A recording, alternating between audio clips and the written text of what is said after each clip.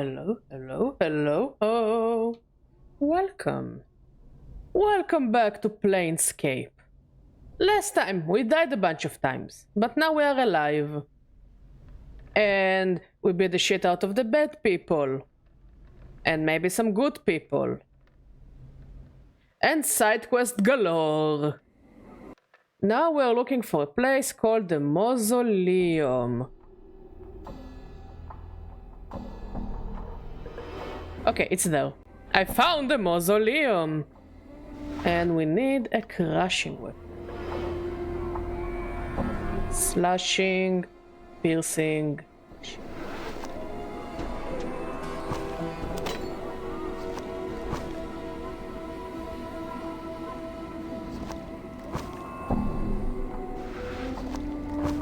I love how it's not depicted as an arm, it's depicted as a regular club. But yeah, we need a crushing weapon.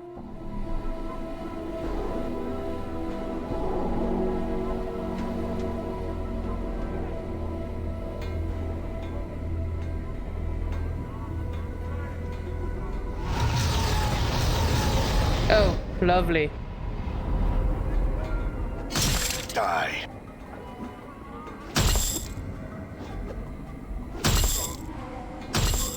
Why are you running? Why are you running?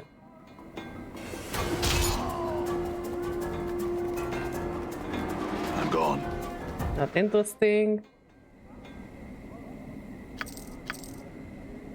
And we have a lim-lim. What is a lim-lim? A lim-lim is a thing that gives me a will to live. It's the most perfectest creature ever. It's my little pet. I love him so fucking much. If something happens to Lim-Lim, I'll be very, very sad.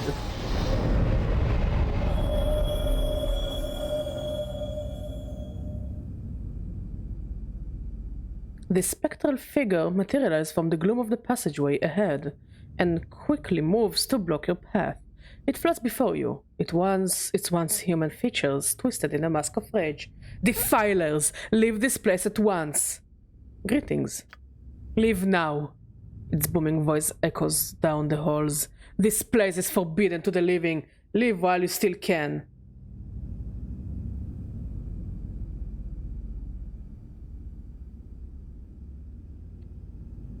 I have some questions first.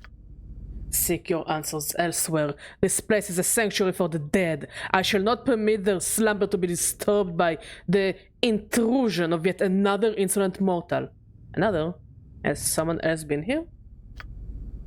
If you must know, yes, there is another intruder who, even now, continues to violate the sanctity of these hallowed halls. The anger in the spirit's voice fades. He seems somewhat saddened by the admission. The souls of my brothers and sisters cry out for peace. Oh, who is this other intruder? He is an evil coward who wields great power over the dead. He seeks something within these halls. What it might be, or what his purpose is, in seeking it, I cannot say. Why don't you drive the intruder away? I cannot. The coward has sealed himself within the inner chamber of the mausoleum. He has erected, nice, powerful walls that bar my entrance into the chamber. It is from there that he calls upon his dark arts to awaken my brethren and bends them to his evil will.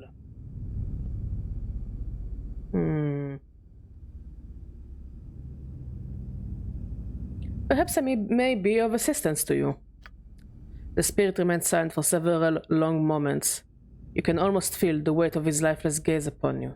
Yes, you might prevail where I have failed. If you will pledge to rid of me of this blackguard, I shall grant you passage. What say you? I'll do it. Updated my journal. So be it. The spirit slowly begins to fade, until only the echoing of its disembodied voice remains. But take heed. Tread lightly in these halls, lest you join the others in eternal rest. Okay, lovely. Overall, a very lovely conversationalist.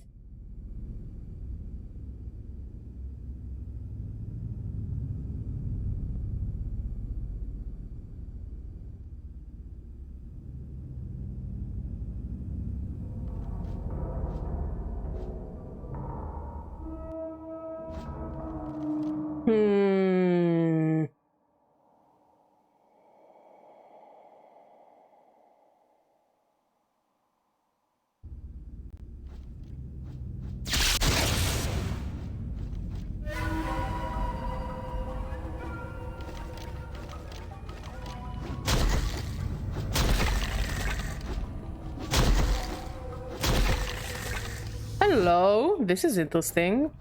Oh. Oh, I see all the potential loot.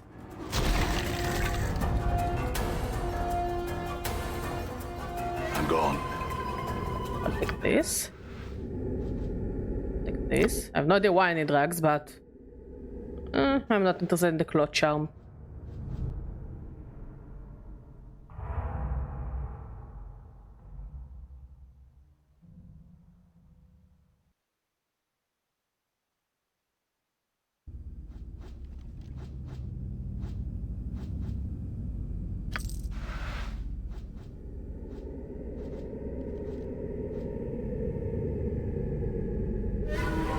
Now, this place doesn't feel much like a mausoleum.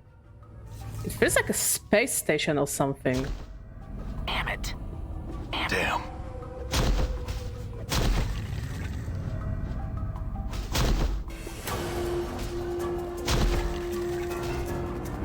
Damn.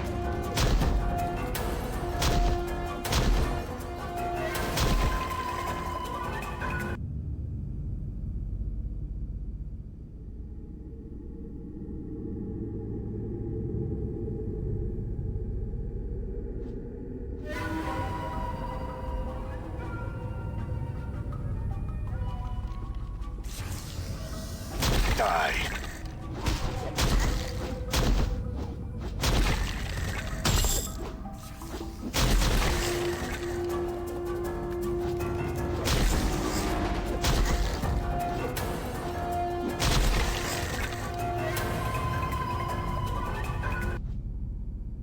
Bandages and a heart charm. Apparently it's supposed to be a very good health item.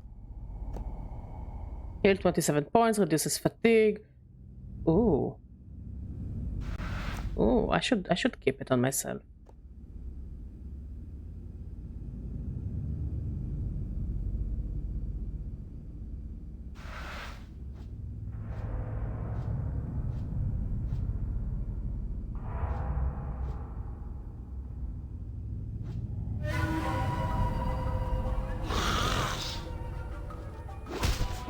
See that? Oh shit, he hits hard.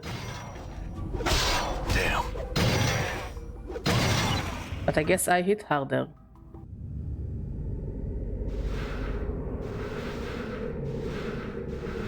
Let's save.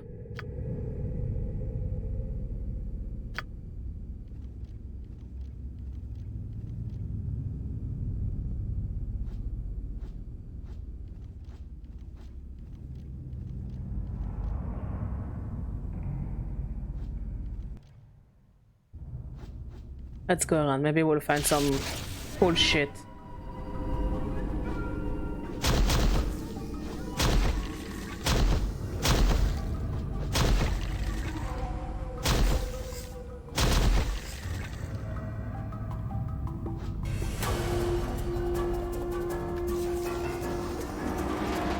I'm hurt.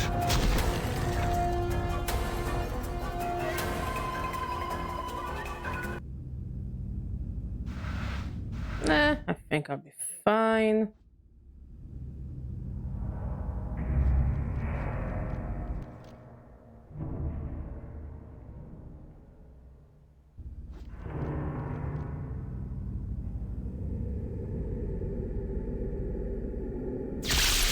Ow.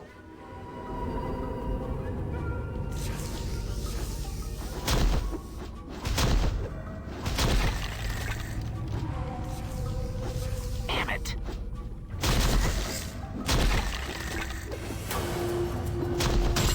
The rock sings true. Did you see that? Thank you.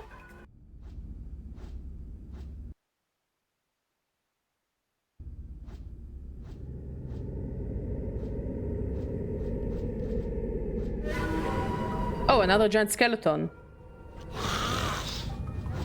Precious folly. Hey, Sam, how you doing, buddy? Another trip to the mortuary. Oh, you sound like you're not having fun. Stiff. So yeah, how you doing, Sam?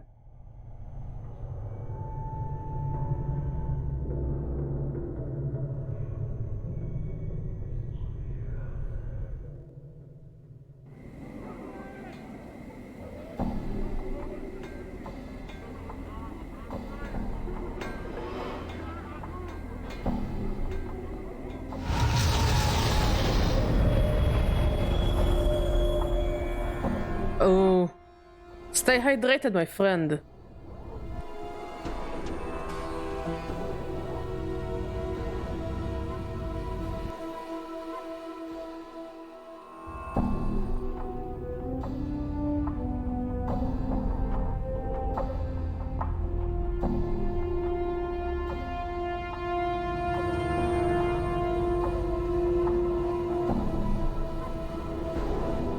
Okay, Dakon, I need you. I need your magic. Enduring, grow strong. No.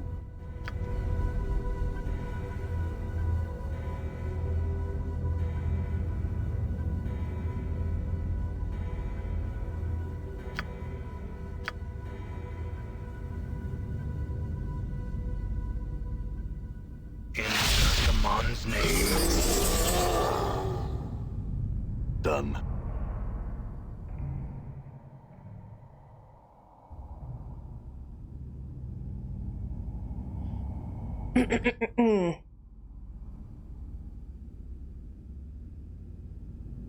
You see a mid-sized man in long robes of deep black. His hair is neatly coiffed and impeccably trimmed goatee complements his handsome features. Noticing your arrival, he puts down the book he was writing in and strides confidently over to you, smiling. Impressive. I must admit I never thought you would make it this far. I'm glad to have disappointed you. Are you the one responsible for all the Walking Dead? Title drop? What I am is of no consequence to you. What I want is the question that should concern you most. As he speaks, he looks you up and down, as if somehow fascinated by you. Very well. What do you want? He takes a step back and cocks an eyebrow. I want your blood. Is that some kind of a threat? The man starts to answer but stops himself abruptly. An evil smile spreads across his face. Ooh, nice, Sam! Good job! I'm proud of you, buddy. An evil smile spreads across his face and he begins to laugh. Yes, I suppose it is. He continues to laugh even harder at his own private joke. You notice that his hands have begun to move at his side. Slowly they fit back and forth, tracing intricate patterns in the air. Wait. You, I need your abilities.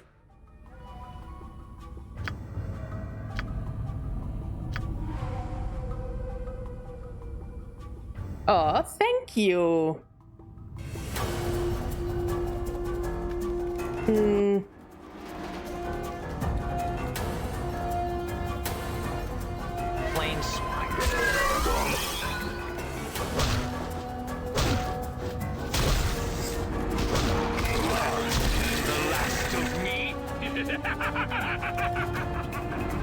Okay, that was easy. Scroll of Ice Knife. No, I want this. Scroll of Ice Knife.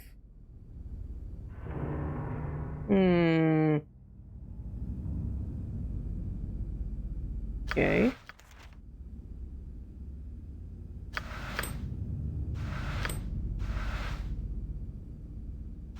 Anything else I can steal?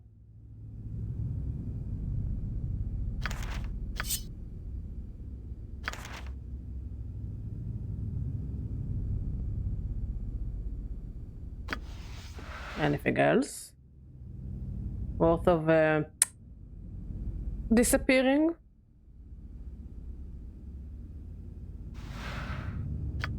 Isn't the cat snoring? Okay, we need to identify two things. I will remove this thing. And imagine the Badger gets popular and ends up as narrator for in Persona 7. You know what? Sure! Can we have a mod where Badger tells the story dialogue? I mean, isn't it just a regular day of Badger playing a video game? Reading all the dialogues? Strahan's diary. The leather-bound tome is cracked and worn with age. Some sort of crest has been burned into the cover. You can make out a series of interlocking triangles centered about the initials SR. The writing upon its pages has faded considerably, but the last few entries seem to have been penned recently. Day 2 of the 127th year of Factol Hashkar's reign. At last I have found it. The missing page of the Aptarj grimoire is now in my possession. As I have guessed, the page detailed the necessary components for the casting of the final transformation spell. I have all but one of the components. A drop of an immortal's blood is all that stands between me and the eternal power of Lichdom. But where can I find such a rarity? Perhaps I should seek the answer through divination. Day 14 of the 127th year of Factol Hashkar's reign. After days of taxing divination spells, I finally have my answers. The divination revealed the location of an immortal to be somewhere within an ancient mausoleum, located in the hive section of Sigil. I must make haste. I must find this creature and draw its blood before it moves on. Day 15 of the 127th year of Factol Hashkar's reign. I have arrived at the mausoleum. Immediately, I was set upon by a shade that guards the remains of those interred within this place. I managed to elude the spirit and found my way into what appears to have been some sort of inner sanctum, protected by some minor wards to prevent any further interruptions by that supernatural twit. I have set about raising some of the locals to conduct a search for the immortal. If the divination was accurate, and the immortal is here, then likely it is interred within one of the many crypts that line these halls. It is only a matter of time now. Day 17 of the 127th year of Factol Hashkar's reign. I am not alone. Someone has entered the mausoleum and is interfering with my servants. Would this be the one I seek? The divination revealed only that I would find the immortal here. Could it be that my presence in this place has prompted that which I seek to seek me out? What a delightful twist. I shall have to... The ink of this last entry is still wet.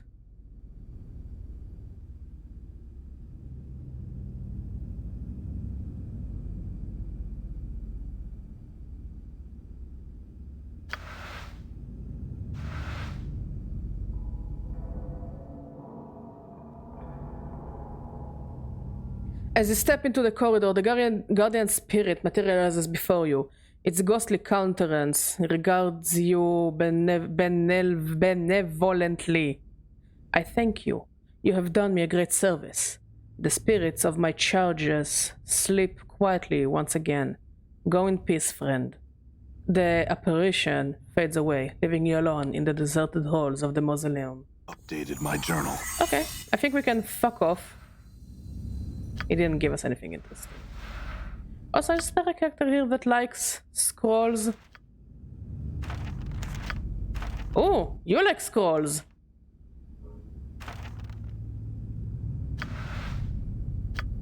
Aha! He can learn magic. You are going to save me space. I don't really need a rusty dagger, do we? And I still need this identified. And we'll keep it as reference for now.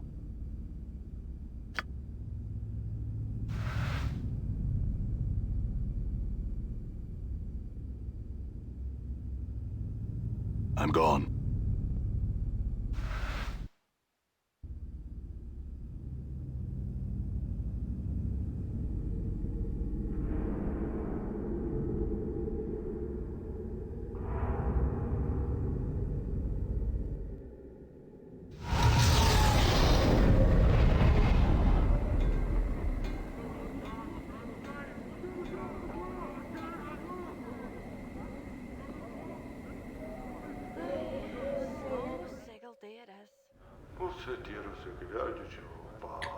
You see Norwatch. He is pulling at one of his spikes of hair and using it to scratch a spot on his face. You can't help but think he would look a lot better with dreadlocks. I found out what was going on in the mausoleum. The dead sleep again. Updated my journal. Norwatch's lines of words smooth as you speak. Thanks, Givai. He reaches into his robes and draws forth a small bag, which he hands to you. Copper coin, 100. Thanks. Glad I could help. Farewell. Okay, so far so good. Now we want to go to the northwest. Actually, no, I want to go to the marketplace first. To maybe identify some of the stuff I found.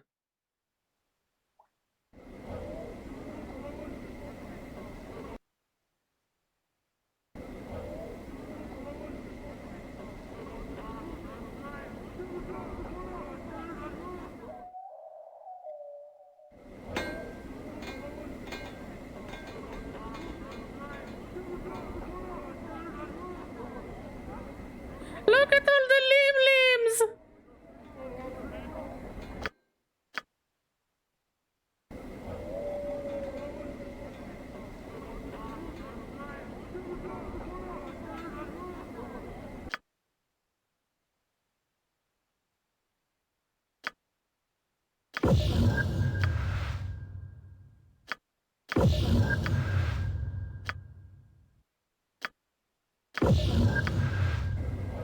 Let's see.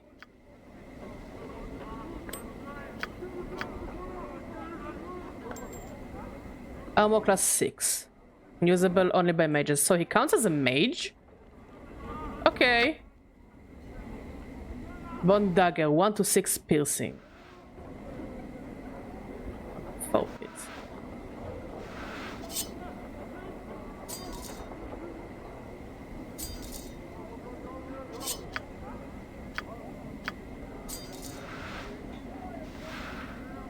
Let's save and let's continue to the northwest. Try these spices, sir. Northeast, that is. All over your...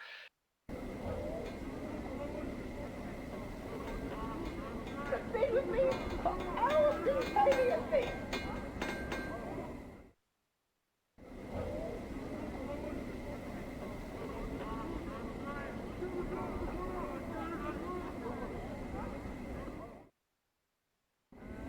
All static crutch will be telling his copper about now. Is this where I'm supposed to go? Northwest. I have a feeling this is what the guide guy meant, since he is not the best guides when it comes to places, as in directions.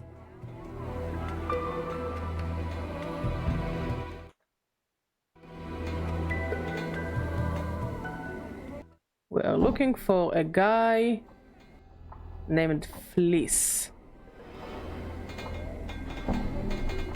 Fleece! Oh.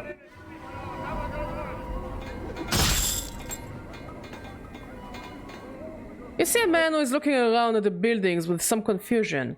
He looks lost and is mumbling to himself. Greetings. The man looks relieved. At last, I beg your indulgence, good sir. I seem to have gotten turned around in this maze of streets. He chuckles uncomfortably. I'm afraid this area of the city is somewhat... He glances around apprehensively. Unknown to me. The residents seem most unwilling to extend aid to a visitor. He looks at you hopefully. Could you prevail upon to help me, perchance?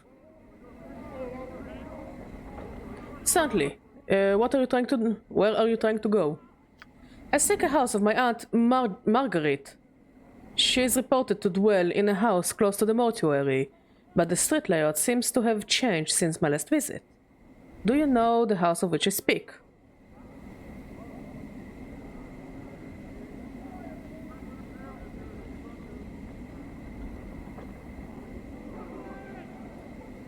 I'm afraid that I have never heard of such a place.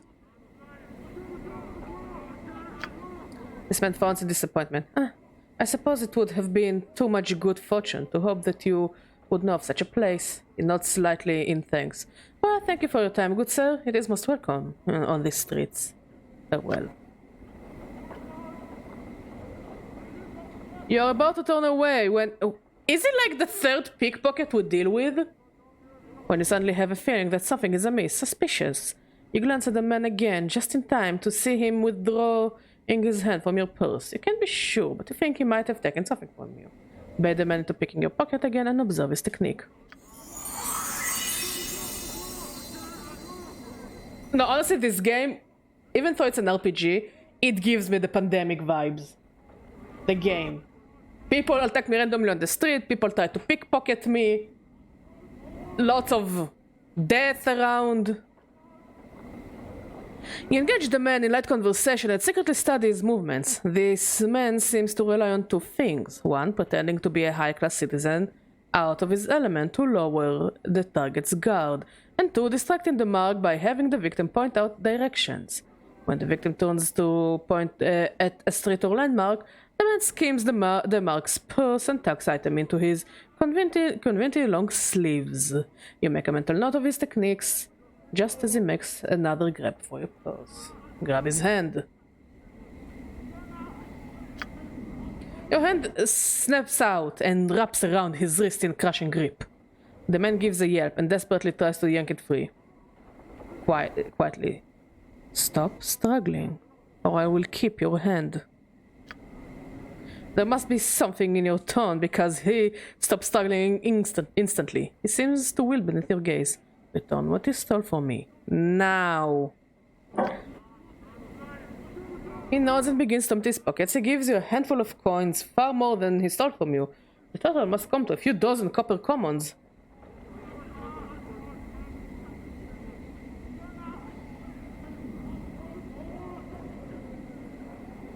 No, you keep the rest. I only want what you stole from me. Looks at you in surprise, as if you're tricking him. Then he shrugs and he puts the excess back into his pocket. Warriven, now I never want to see you again, understand? He nods. Punch him. Make sure he understands. Your punch smashes into his jaw and sends him sprawling across the cobblestones. Cupping his jaw with his hand, he groans and staggers to his feet. It looks like you knocked some of his teeth out. Now get out of here. Oh, he's still hostile.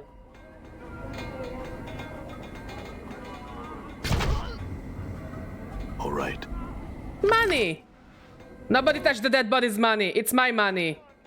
As soon as I will be able to pick it up. Money! Honestly, I think I'm pretty good on the money.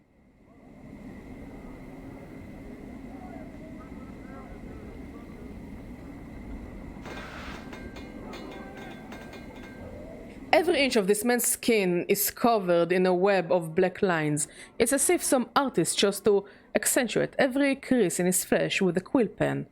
The overall effect is such that even when his face shows no expression, he appears to be frowning. Greetings.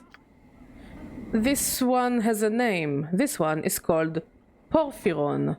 The man's voice is like a gong as he speaks. The lines on his face bend and settle into a series of spherical patterns. This one would know. Why do you address this one? I wanted to ask you some questions about the city.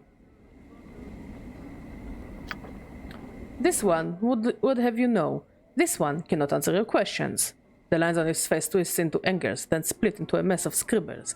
This one has only recently stepped foot in this place of walls.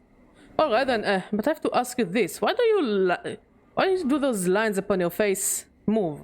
Is he Rorschach from hit movie The Watchmen?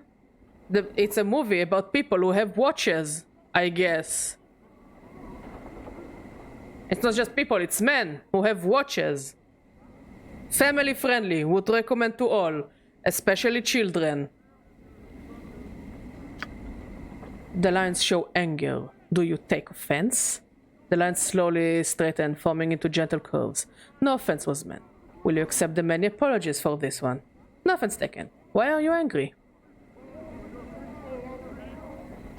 This one tells of event recent. Did you know this one was beset by 3? The 3 demanded an item of this one. This one feared an attack. What does this one do? This one surrendered the item. Well, you were right to be afraid. If there was more 3, then they might have killed you had you not given up that item. This one has been misunderstood. As his face became angered, then smooth into curves again. This one did not fear being killed. This one feared killing the 3. Well, if you have killed them, why did you let them rob you? This one walks the path of a warrior. Many weapons have walked with this one. The fist, the blade, the staff, the hatchet, the smiter. These tools are all known to this one. Also, all of them are my sex names. That's not much of an explanation. Again, if you're a warrior with that much training, why let them rob you? This one is forbidden to attack. The lines ripple across his face as he speaks. If this one had struck at the free in anger, the vow of non-violence would be unmade. Vow of non-violence? You're a warrior and a pacifist.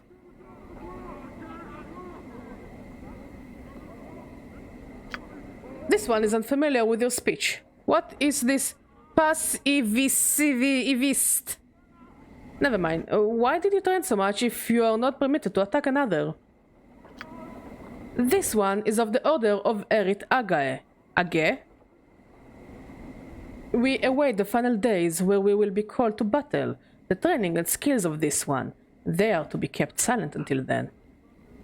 In the meantime, you will let yourself get robbed on in the street without defending yourself. This one will clarify. The item is of value. The discipline of the Erit Age is of greater value. Since you won't fight, any chance you could talk these thieves into returning your item? This one addresses the free thieves. What happens? The requests of this one are met with scorn. The free will not return the item. I could go see if I could get the item back for you. This one must ask, would you bring violence to the free that have robbed you? Well, if they aren't smart enough to hand it over, then I ask, things could get ugly.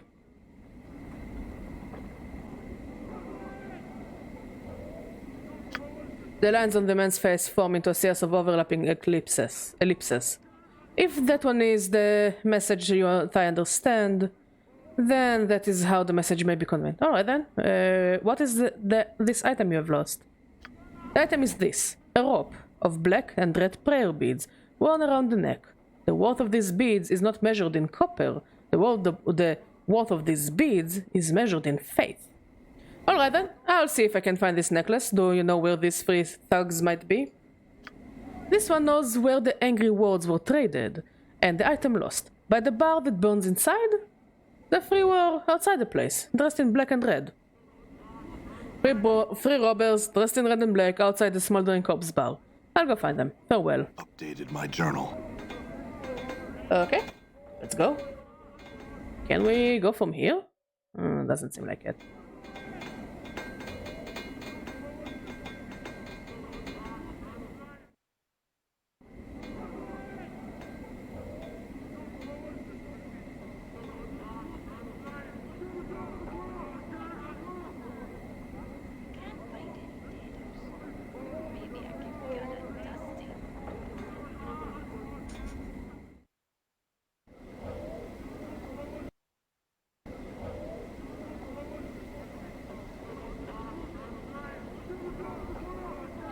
This heavy-set thug is swathed in rags dyed red and black. It looks like he is made almost purely of muscle.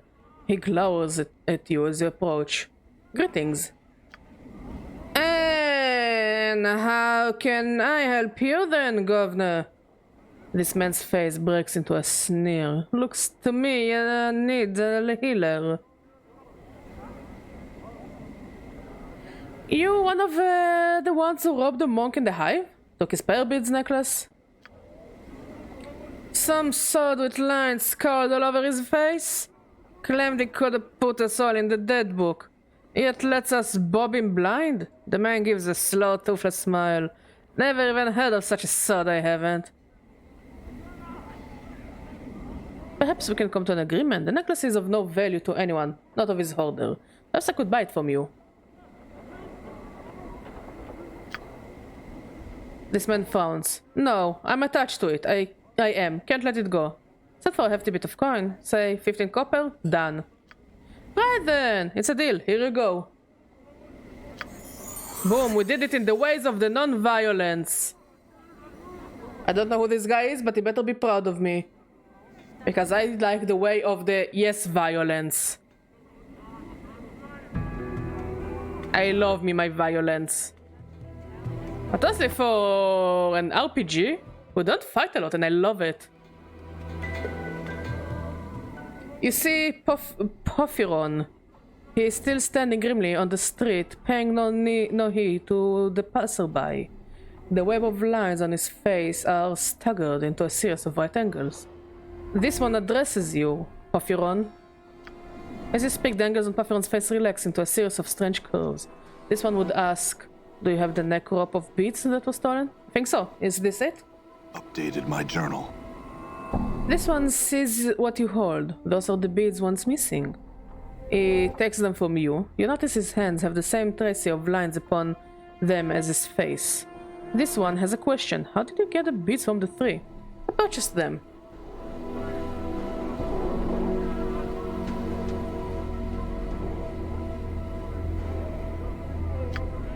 This one would know. One who fights with coin carries a name in the order of Erit Ege. Poryphon's face breaks into angles again. Those ones are called merchants. There's a path without discipline and without honor. If you're a true warrior, you'd have learned to use every weapon at your disposal. This one bestows apologies. This one meant no offense. The angles on Porphyron's face sharpen accurately, then slowly curve into ripples. This one bestows several welcome thanks for your service, yes? You're welcome, I think. I have a question for you though. If you cannot enter combat, how did you get your warrior training? This one clarifies. The Erit Ege may train with one when there is no anger between them. I see. Could you teach me how to use those weapons? This one could instruct you, yes, but this one warns you. With knowledge of violence comes temptation to use it. I sure hope so. This one speaks. Is it your will to leave behind your previous profession? The path of the warrior cannot be walked with an unfocused mind.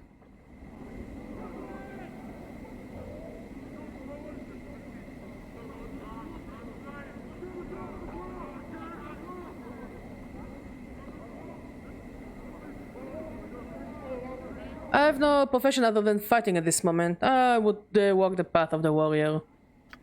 This one will instruct. The lines of his face fold into triangles. These things comprise the angles of your training, focus, experience, proficiency. I don't understand, can you explain? Updated my journal. This one will speak of focus first, for teaching to take root. You must have focus, you must be committed to the path of the warrior. The warrior is your profession, no other. Understood. I can only be the fighter class if I want to learn about weapons. What is the next angle of training?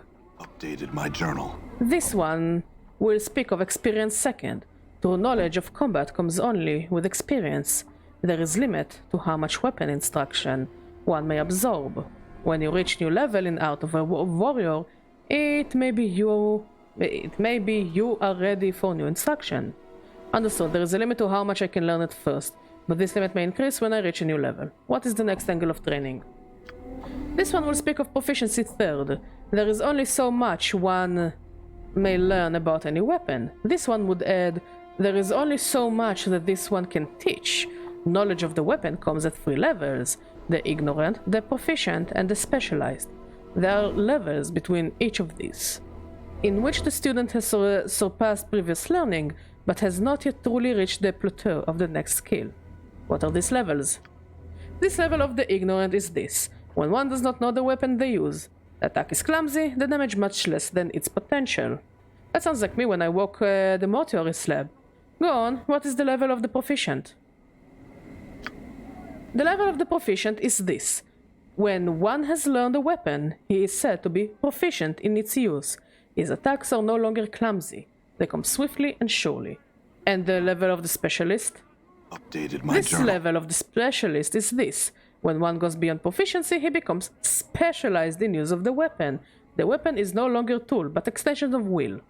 Alright, I understand. What can you teach me of weapons? This one was trained in the hand, the blade, the staff, the hatchet, and the smiter. Which one would you like to know? I will go with daggers. I wish to know about daggers. One who would use the dagger, it strikes swiftly. The damage it does is the slash of a claw, or the piercing like a needle. The damage is determined by the type of dagger. Do you wish to use a portion of your talent to attain a level of the proficient in this weapon? Yes, I wish to learn to use this weapon. Updated my journal. This one will instruct you. First, stand like so. Yes. This one compliments you. The knowledge comes to you swiftly.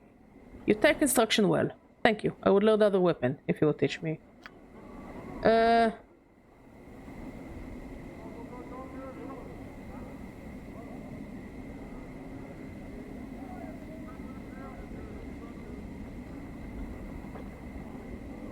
Let's go for all of them. Fuck it. Updated my journal. Updated my journal. Updated my journal.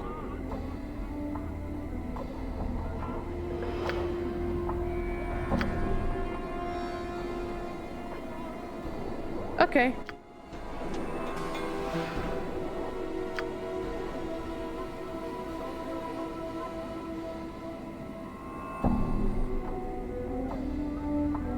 So we are now proficient in edged weapon, clubs, and fists, and edged weapons. So that's cool.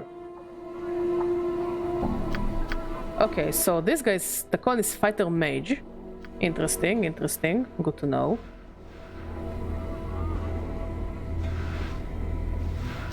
Let's save.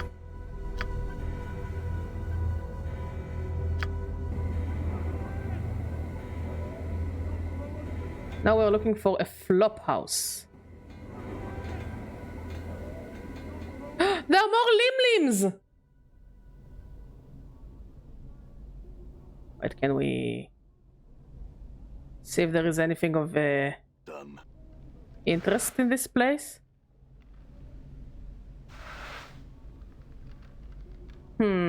Doesn't seem like it. You see a short balding man standing in what? Liminal space or minimal space? Because it's kind of both. Actually, if you look at the rags, limal. Oh, I like it. I like this one. If you look at the beds, it looks almost AI generated, like Persona 3 Portable. Like AI upscaled, but I'm pretty sure this game is not AI upscaled. You see a short balding man standing in what serves as the foyer to this ramshackle flop house. His bushy brows are furrowed in concentration as he picks at what appears to be scabs on his large bulbous nose.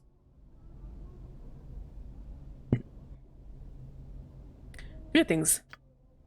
The man doesn't bother to look up, instead he continues to stare cross-eyed down at his nose. Yeah, what do I want? Could I rest here? Sure, let's rest.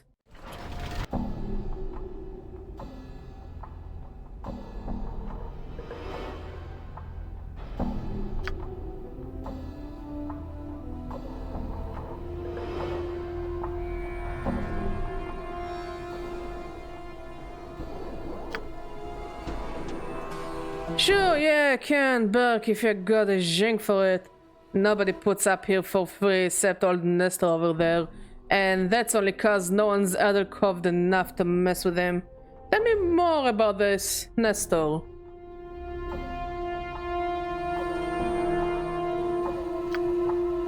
Nestor's that balmy old sod in the corner there. He hikes a thumb over his shoulder towards the back of the room. Watch your step around him, Burke. He's not right in the head, always rattling his bond box about his fork and all. I wish someone would do us a favor and get rid of him. Why don't you get rid of him yourself? You don't think I've tried? I have. And look what I get for me effort. He leans his face towards and points at the bleeding scabs on his nose. The bummy sod nearly bit my nose off. Motherfucker. I could get rid of him for you. I'll tell you what, Cutter. If you can get rid of him for me, you can stay for free as often as you like. Deal? Fair enough. I'll do it. Updated my journal. Well then, don't just stand around gawking. Get to it. Immediately returns to his cap picking. Can't you see I'm a busy man?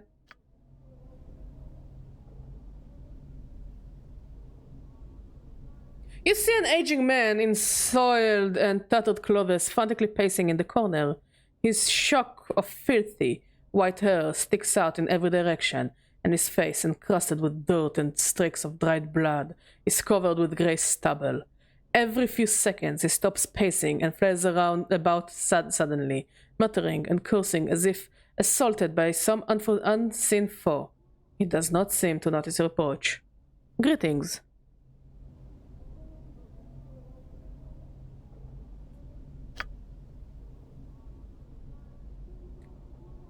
At the sound of your voice, the old loon wheels about to face you, his wide staring eyes bulging in their sockets. He regards you for a brief moment, then returns to his raving. No, no, no, it's not you. But soon, yes, soon! Are you the one they call Nestor?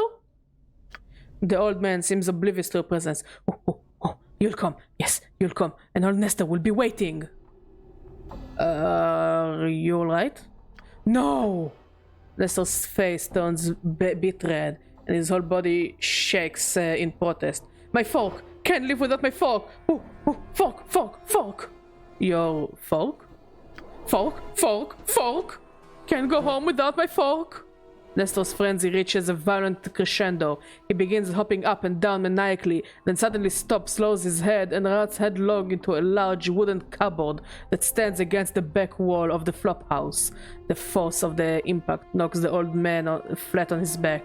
After a few seconds, he stands back up, a dazed expression on his face. Gone, stolen, can't go home without my fork! Stolen, you say? Who took your fork?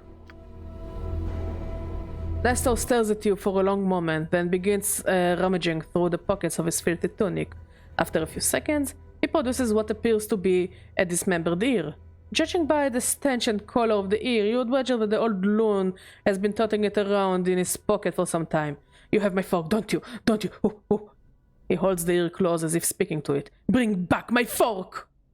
If I can find your fork, then will you leave? Waiting. He shakes the ear violently as he shouts into it. Until you bring it back, then I can go home. Right, I'll try to find your fork then. Farewell. Updated my journal.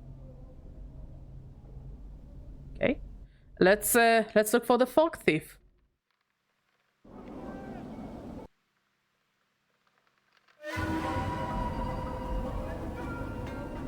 Wait, are those dead limbs? I think those are dead limbs.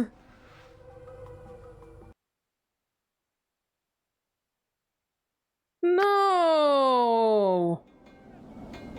Come on, Cutter, what are you afraid of?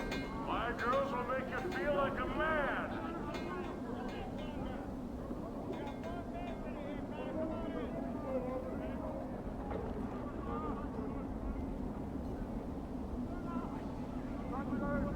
You see a shady-looking fellow standing before you, picking his teeth with what appears to be a tiny metal fork. His chest covered by patchwork armor adorned with large spikes, and a long knife hangs on at his side. You notice he's missing his right ear.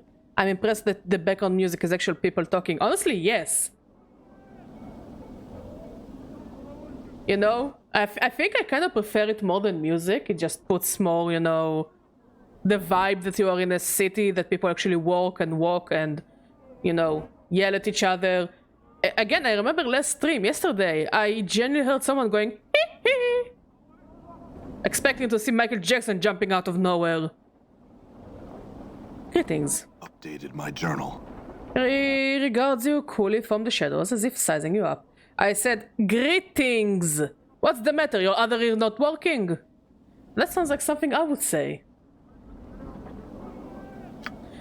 The one-eared tiefling scowls at you threateningly.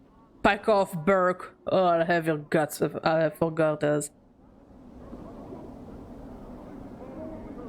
If it's garters you're after, I just happen to have a pair. Your mother left them in my bed last night. I'm not above those kinds of jokes. You should have a sharp tongue, Burke. I think I'll cut it out and feed it to you. Lunges at you, his knife leading the way. Oh, come on! I do one your mama jokes and then the person tries to kill me.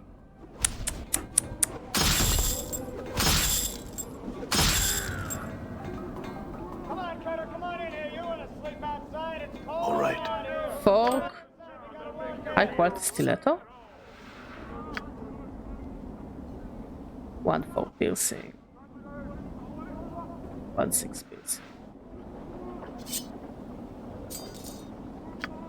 Oh, by the way, this I think we should wear.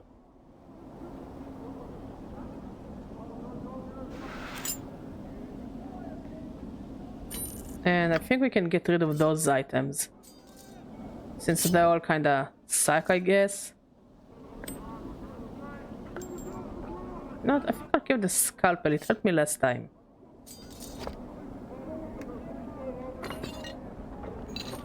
And I keep the iron pie bar.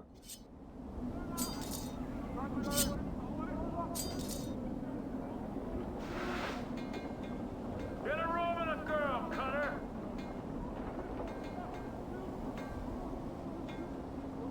I'm pretty sure those are all dead limbs. And that makes me very sad.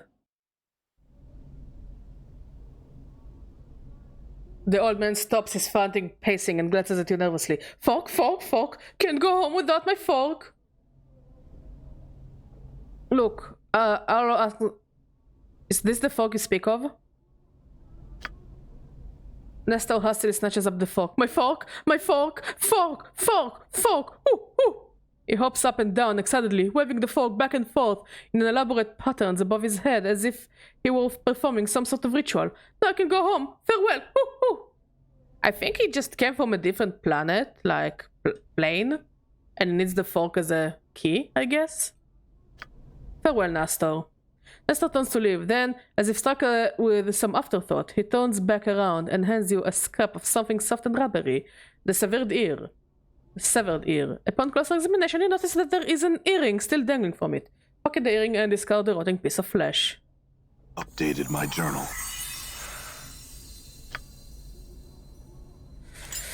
Can we identify it? No. Oh! I knew it!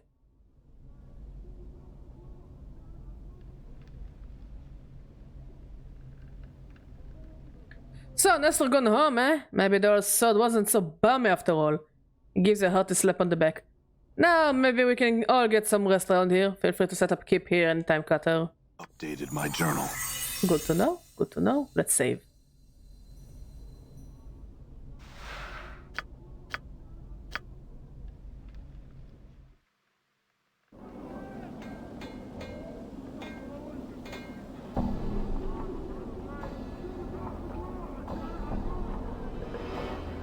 Your first impression of Mar is that he needs a long bath, preferably away from any creature that has any sense of smell. You can almost see the stench waft from his body in sinister yellow tendrils. He motions towards you frantically in an effort to get you to come over and talk to him. Approach this person and hear what he has to say. A look of excitement crosses his face as you approach. Thank you for stopping. My name is Mar, and I have a favor to ask of you. I'm listening.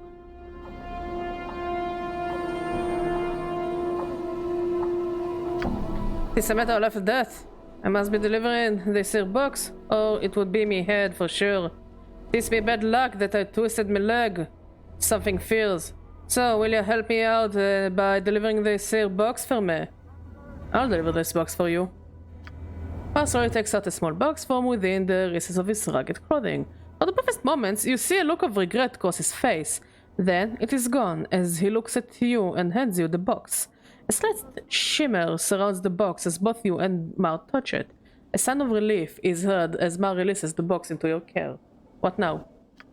This being needed to be delivered to Quatra. He can usually be found somewhere down in the southeastern section of the hive. Oh, at least you try to say I didn't warn you. Whatever happens, do not open the box. And don't leave the hive with the box. Now be off with you. I'll be back when I deliver the box. Farewell. Updated my journal. He fucked off. Ornate box. Is this reference to... Fuck, I forgot the name of the movie. The one with the Cenobites. The one with the Cenobites. I don't remember the name of the movie. The one with the puzzle box. And they're all in the BDSM gear and all horny for pain.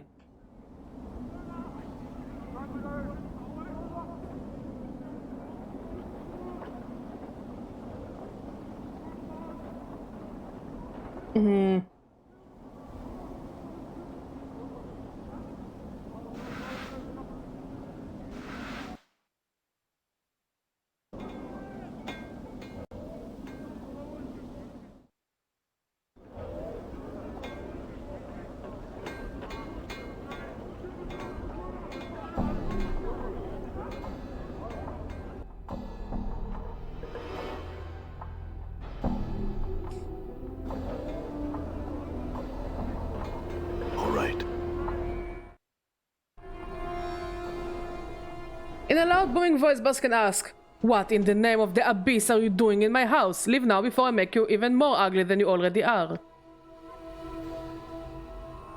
What? You again? Unless you have some business with me, I suggest you leave the house immediately.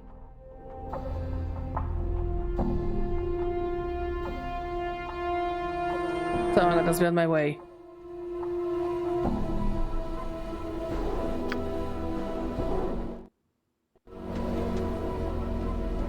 Come on, just a picnic. I don't think so. Huh.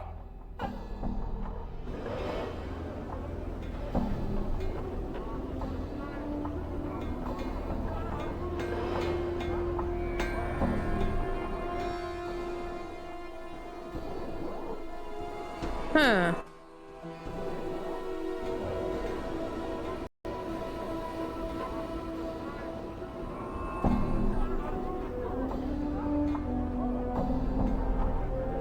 Well, let's have a kiss there, eh? Come on.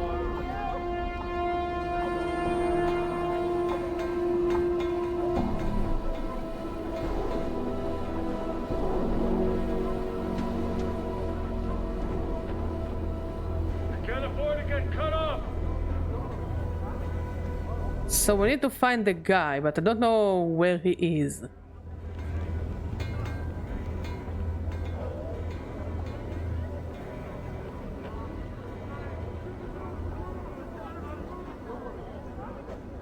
Can't afford to get caught off guard, Cutter.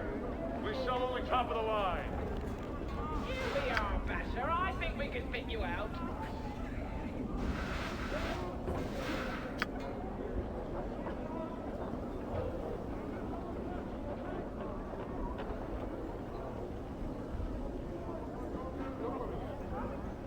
Someone in the southeast, and I'm in the southwest.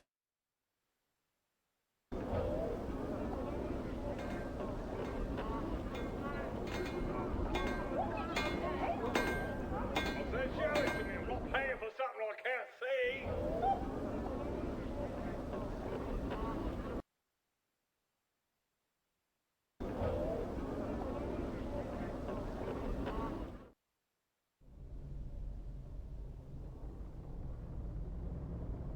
Moving from box to box, this man seems to be totally immersed in counting boxes and scribbling results down on a piece of parchment. He looks annoyed as you interrupt him. What is it now? Can't you see I'm busy taking inventory? Go bother someone else.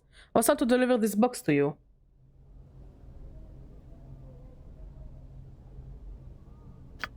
Well, why didn't you say so in the first place? Let's see what you got for me. I'm sure it will need to be inventoried. Mar told me to give this to you.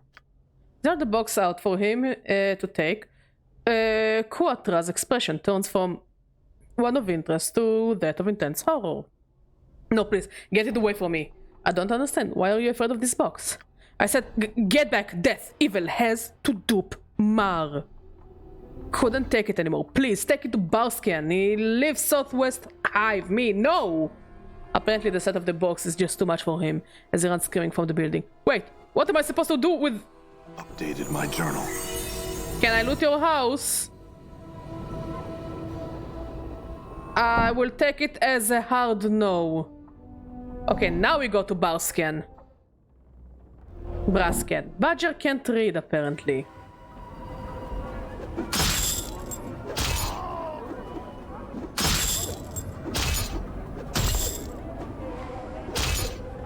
You see that? You see that?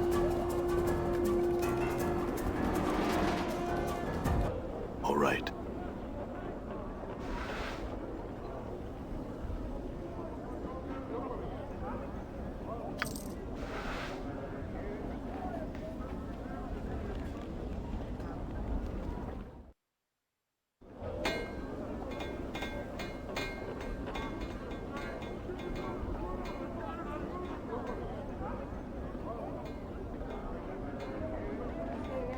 Not them. They're empty, and the rest of them too. How are you? I was about to deliver this box into your care. Well, why didn't you say so? So hand it over and you can be on your way. As you present the box to Brasken, his expression changes from one of anticipation to that of amusement. Water! I won't fall for this trick a second time. A second time? What happened the first time? Pull that finger away and leave. I don't understand. Why won't anyone take this box? First Quatra, and now you. Did you say Quatra? Brasken lets out a great bellow of laughter. Why, that's the fellow who bought the box of me. Thought he got the best of me when he bought it. I guess he figured the gem alone was more than worth the price he paid me. Poor fellow didn't realize what he had gotten himself into till it was too late.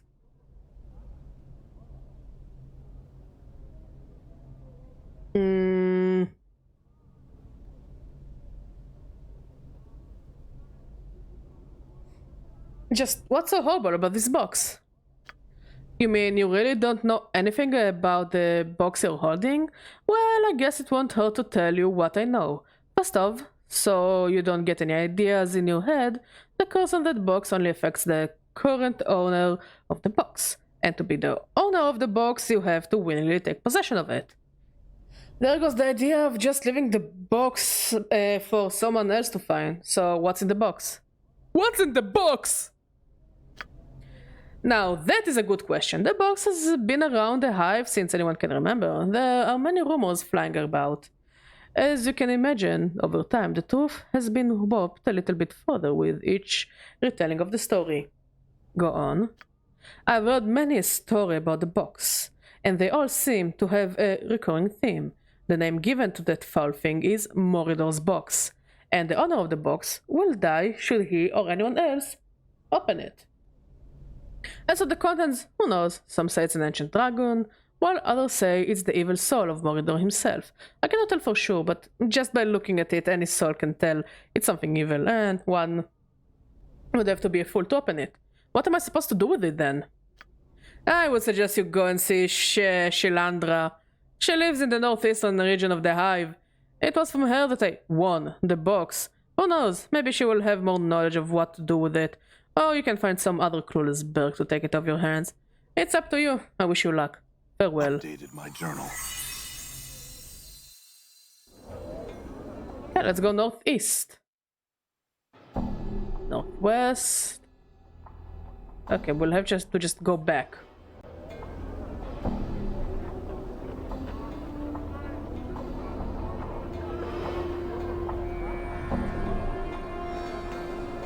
Come on off with you there, let's go. Alright, Captain, that's all.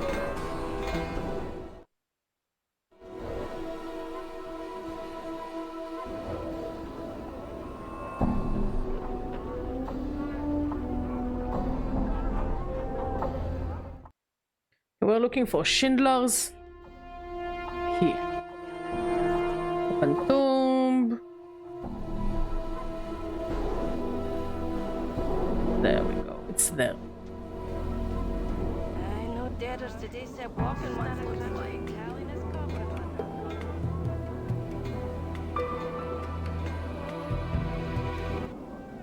I'm gone.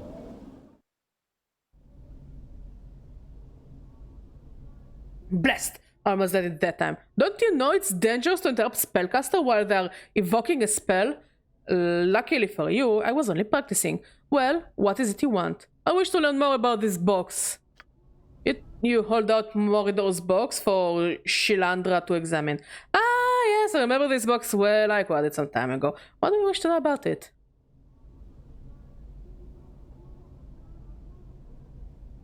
Oh, who did you get it from?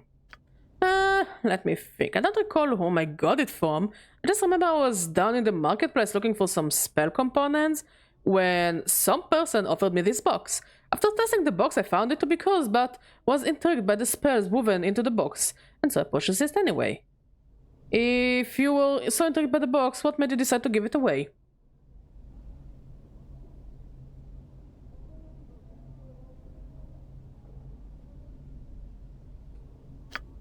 I was young and brash back then. In my relentless pursuits of knowledge, I carelessly undid one of the spells. Look closely at the box. It was like new when I had it. The signs of decay are an indication that the spells are weakening. I realized I was in danger if I kept the box any longer, so I held a contest to get rid of it. A contest? It was the most expensive expedient way to rid myself of it, I simply invited all the bashers in the hive to fight each other to determine who was the best bashers. Who was the best? Bashers are notorious for having big muscles and not much upstairs, if you know what I mean. They came like flies to honey.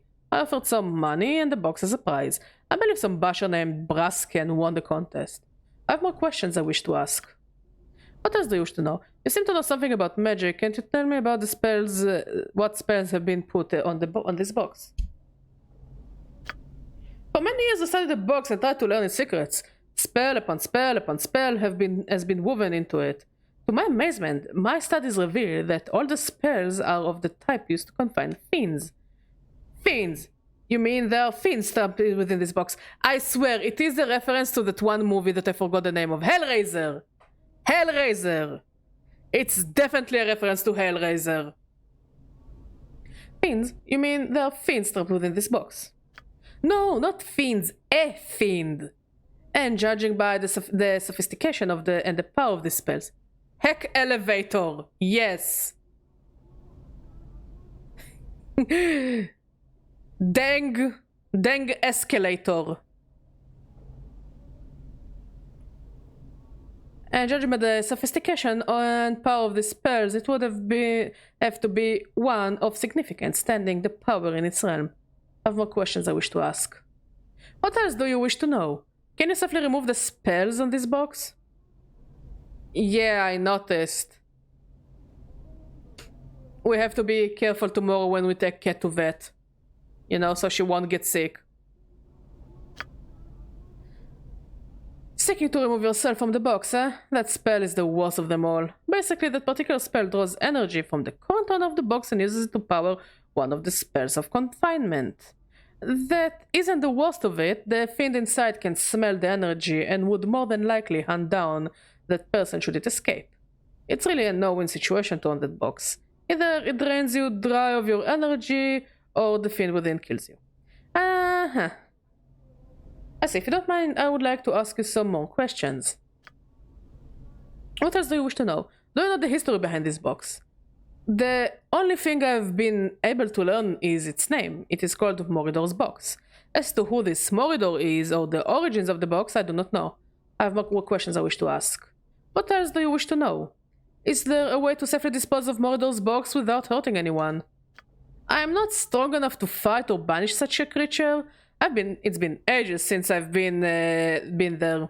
But there was a cathedral located in the middle of the alley of dangerous angels. Angels? I could be your angle or your devil. A priest or someone who gains their power from a higher source might be able to help you. You have been a great help, thanks. Updated my journal. Oh, she did a little moonwalk. So so is she the one who is doing the hee-hee? Also, she's not wearing much, is she?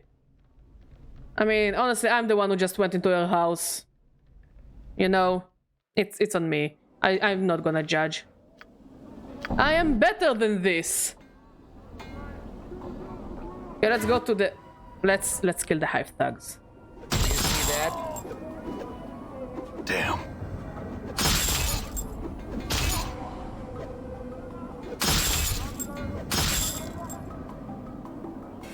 I'm gone.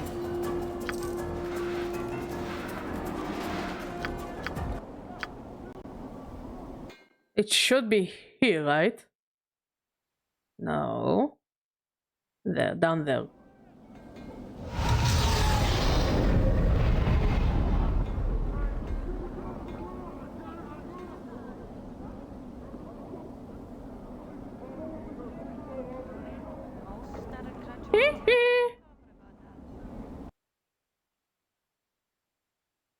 Yeah.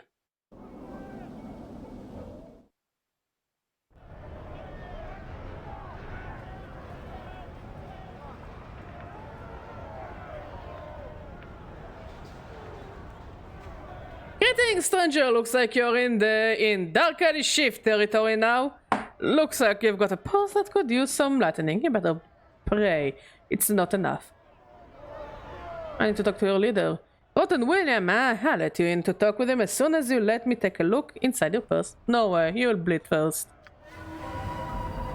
I worked hard for this money! Done. In knowing the teachings of Zerthamon, I have become stronger.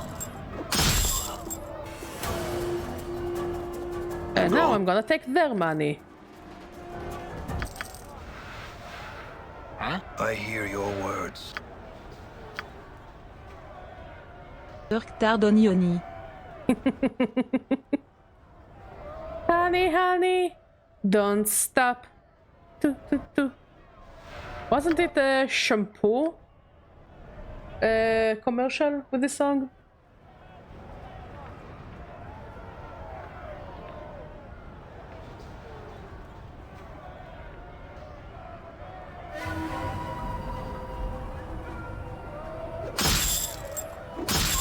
I guess they don't like me. I wonder why.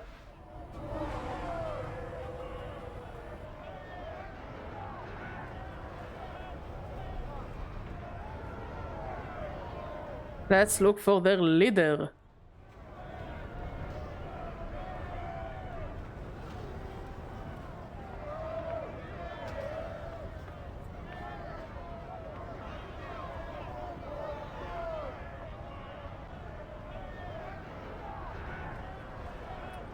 You see a cool, collected woman. Her face is set in hard, determined lines. Her voice is low and firm. I am Crystal, leader of these Razor Angels. You're in our home. What do you want of me? Tell me about yourself. She shrugs. I'm the leader of the Razor Angels. And that's really all you need to know. I created them. They follow my command now. What do you want of me? Tell me about the Razor Angels. We came here when bigger gangs took over the trash warrens near Rag Pickle Square. We got here right around the same time as the Dark Alley Sheaves, who have set up Keep on the other side of the alley. They are a bunch of murderous thugs, and here she pauses. We're thugs, but we don't kill if we can help it. We just need to make a living, and given our situation, charging a toll is the best way to do it. So it's rewarding. No, it's not. Only we've got nothing better going on for us. We are hive dwellers. Even the scant education I got won't get me out of here. No one wants a hive dweller, so we make sure we are not entirely no. Whatever, farewell. Before you go, I need a favor from you. This slice of alley is just as big enough for us and Dark Alley Sheaves. We've got heart, they've got hate. Kill off their leader, Rotten William, and you'll get free passage through the alley. From us to the rest of your life. You come through here often enough, they will save you a lot of junk. Oh, sounds like a bargain. You've got it. Updated my I journal. look forward to hearing of your success. Come back and tell me when you're done. Yes? Good luck. Updated my journal.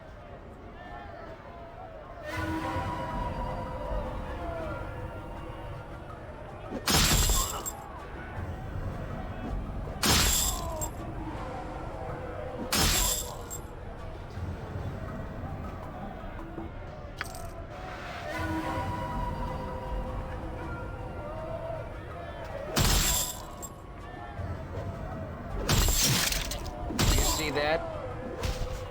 Rock things true. Damn it.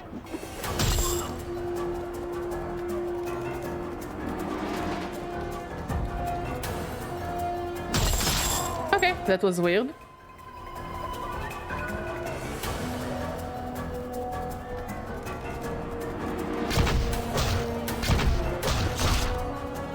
Ooh, money, money, money.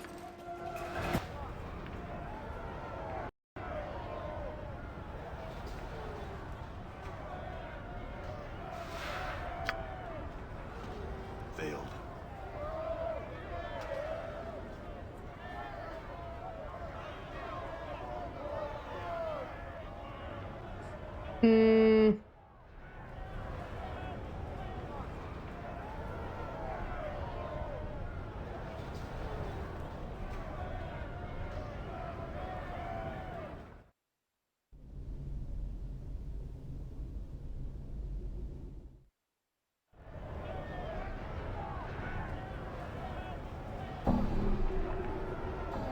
Dumb.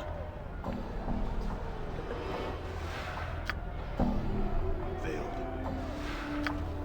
Failed. Look, eventually we'll be successful. Failed. Let's try this weapon. Failed.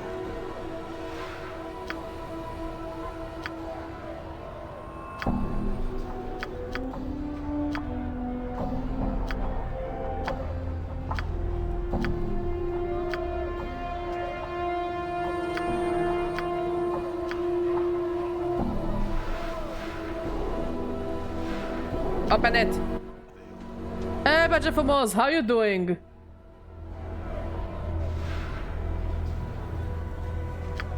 Failed. Failed. Failed. Failed. Failed. Failed. God damn it. Well, it seems like it's not gonna work. Yeah, we started later, so I'm gonna stream until later.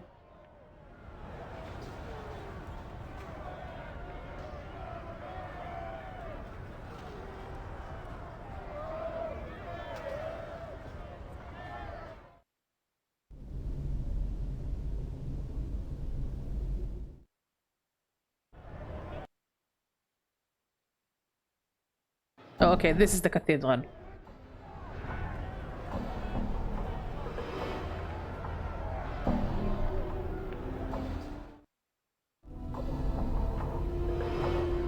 Oh.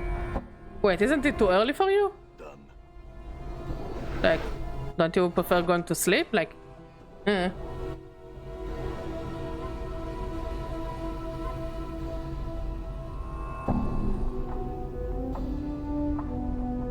Lim Lim is a pet in this game.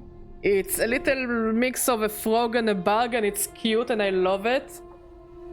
And we also have our very own pet Lim Lim in our inventory. Welcome to the Cathedral of Auskar.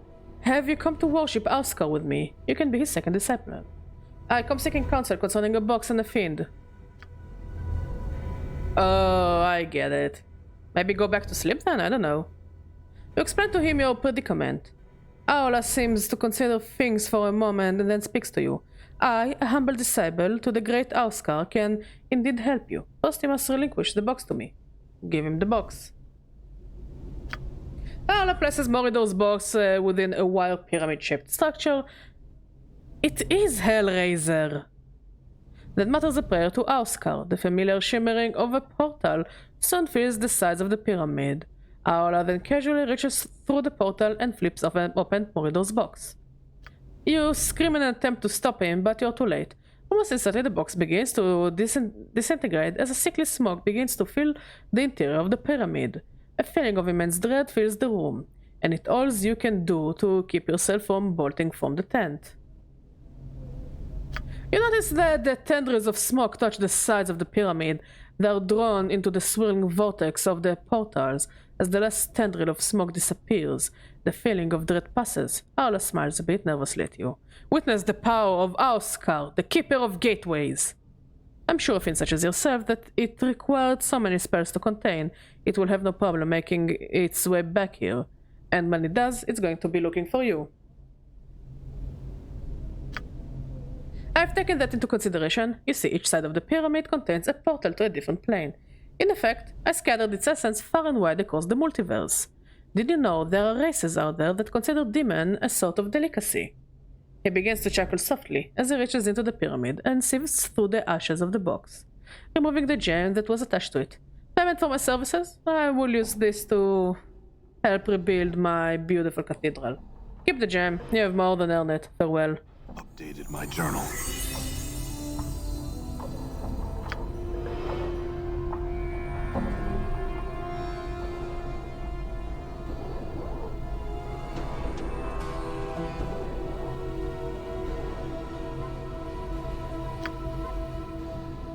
Okay, let's return to the burnt building.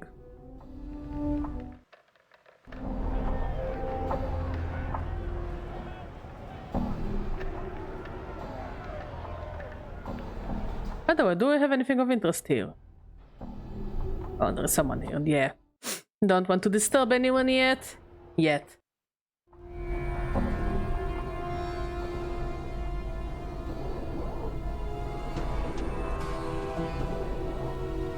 You see a young man dressed in plain but well-kept clothes. He pauses in his pacing as you approach. Greetings.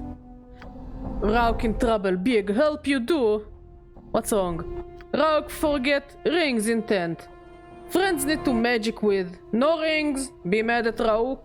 One ring brown, like Jink. One shiny like mirror. Last is pretty and yellow. Bring for Rauk. I'll bring them back for you, Rauk. Updated my journal. Also.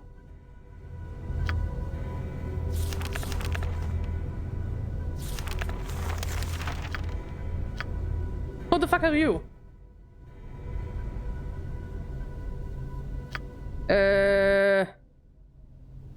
This is what a Lim looks like. It's a good creature. Look at his eyes. Truly a perfect being. Couldn't be any more perfect than this creature. It's just happiness. It's pure happiness and loveliness and adorableness. Fucking love this thing.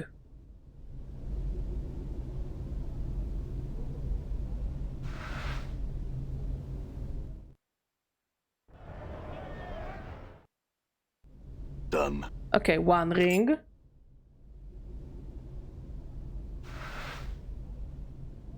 I don't think Limlims have teeth. Honestly. I know they can fight a bit, but honestly, they're not really the fighting bunch.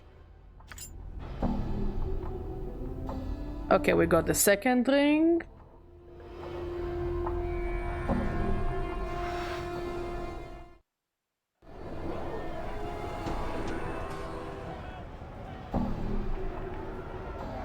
I think I'll change back to the knife.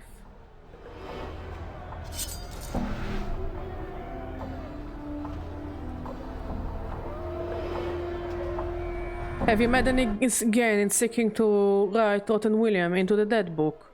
Yes, he's dead. You won't need to worry about him or his gang anymore. It's done? Rotten Williams is done? Is gone? You have my thanks, traveler, and you will never gain a pay toll for passage through the alley of dangerous angles.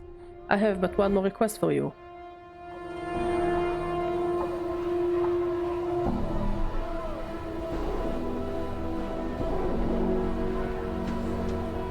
What is it? There's a dangerous killer, a lone wolf who goes by the name of Black Rose. He's preying on my people. I ask that you stop him. I'll do it. Then find the balmy Black Rose in this alley and write him into the dead book. When he's dead, return and I shall reward you. You've got the deal. Farewell. Okay, we're looking for another tent. This tent? Done. Boom.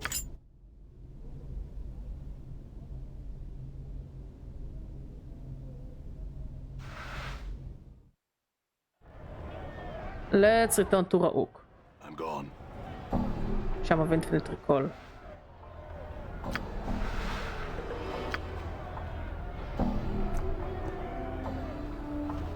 Okay, it doesn't work. Lovely.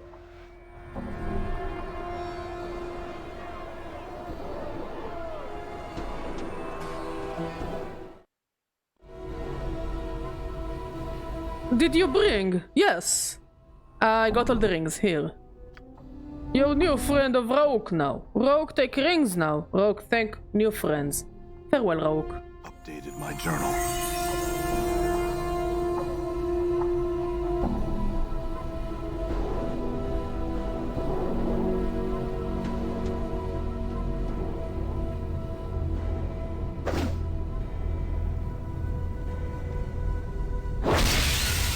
Oh, it's a Lim.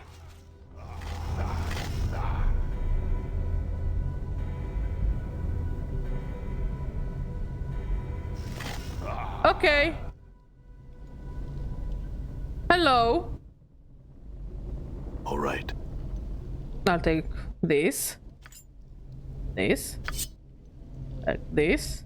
And this and this.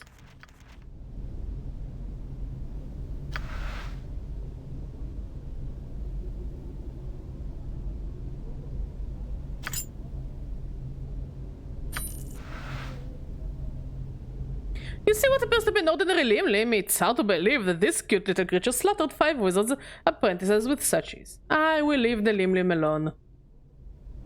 I don't think it would be smart to start attacking the limb.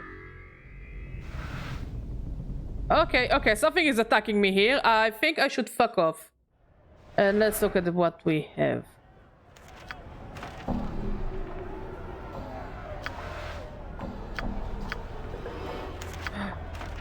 Wait, we can use it to identify shit.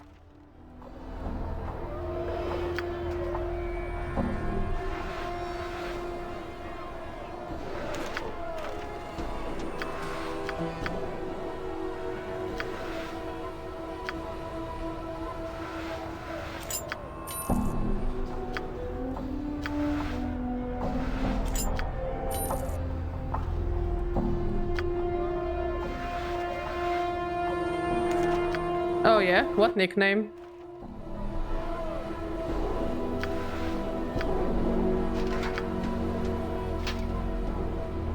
Detective May? Why? Oh, you leveled up.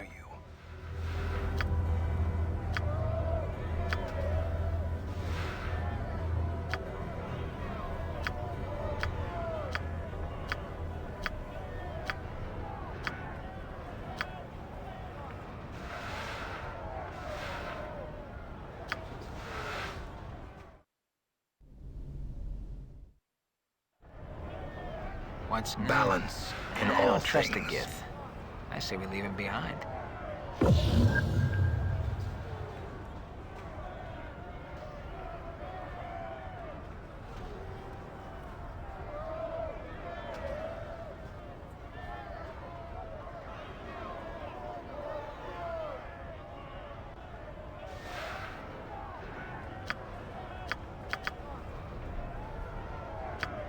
Okay, I guess he needs to rest before he can identify. Okay. And she found the item?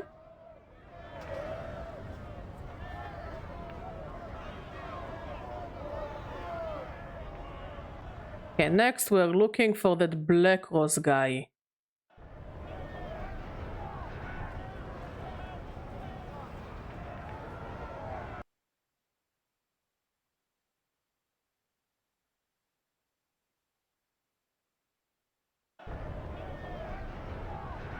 Oh, good. That's cool.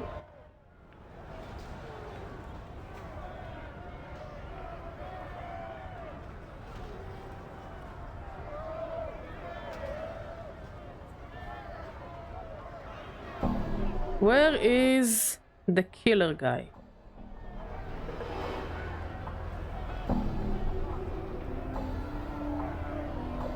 Oh. So, maybe make yourself a cup of tea and, you know, cuddle in a blanket or something. This man moves with a frightening speed and he seems only half there. His eyes burn out of his haze and their madness pierces your heart. You! His voice is like a blast of cold air. Declare your allegiance. Do you hold for good or evil? Tea. Tea? Tea. Tea. If you want tea, I'm all for tea. If you don't want tea, don't make tea.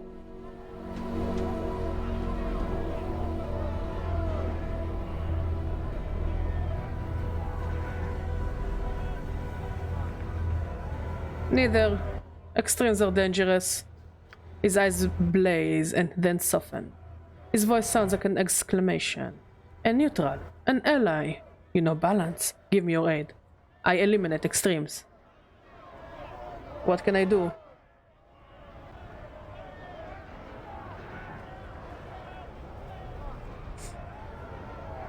I'm hunting for the Razor Angels and the Dark Alley Sheaves. Choose the leader of the one and eliminate them.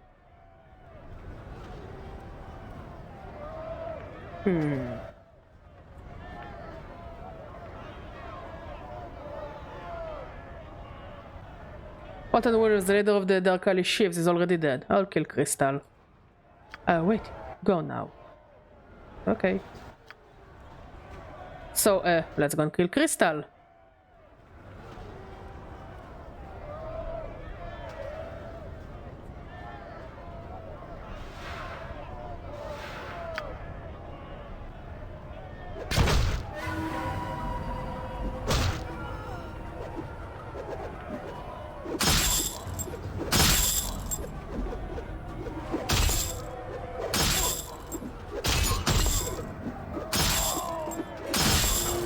Gonna make that money. Done. Money, money. Money, money.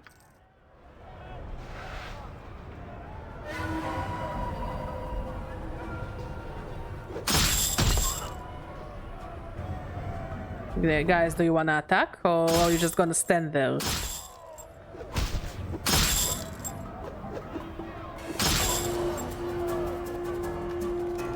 Money, money.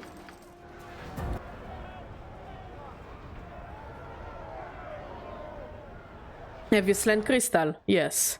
We establish our philosophies now. A contest of arms. The winner is the true victor in our struggle of truth. I'll do it, but I cannot die. You will lose eventually.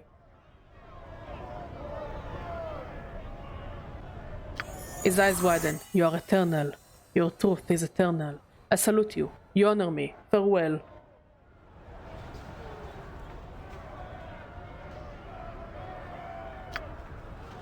Okay.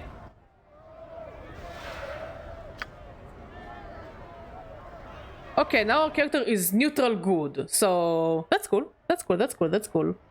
Let's return to Mar. He is in the northwest. Is there a way to get to the northwest from here? Doesn't seem like it.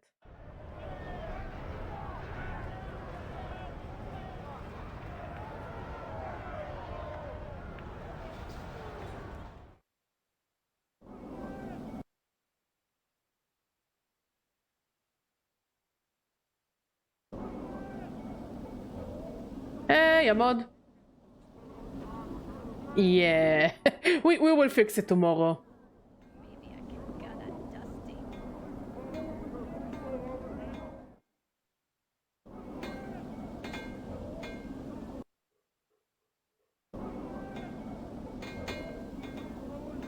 Why the fuck is this guy always surrounded by dead limb-limbs? Mar's eyes take on a wide look as he sees you approaching. In a high screeching voice he asks, "What you be doing back here? Don't come back till you be delivering the box." I got rid of the box. It does me heart good to hear you say that, before he kills me for the horrible deed for tricking you into taking that box. Please let me try to explain. I'm listening, explain yourself. The long and the short of it be that the box is been around long as anyone can remember. Chant is some folks who were fighting, and when they were done, a huge demon was imprisoned inside the box. Other folks say an evil wizard made it just for seeing others suffer. No one rightly knows what the truth behind the box be, but the owner of the box will die should it be opened. Why didn't the owner just put the box where no one could find it? Seems it should have been as simple as that. But who among us could live with a death sentence lingering over their head? To drive any sane man over the edge? Having to worry about the whereabouts of the damnable box at all times. Why me? First, I haven't seen you around here before. You see, I needed a clueless berk such as yourself to accept the box and become the new owner. Everyone around here knows not to take the box, not for any price. Secondly, if you didn't examine the box when it had it, you would have noticed that whatever magics were placed on it were weakening.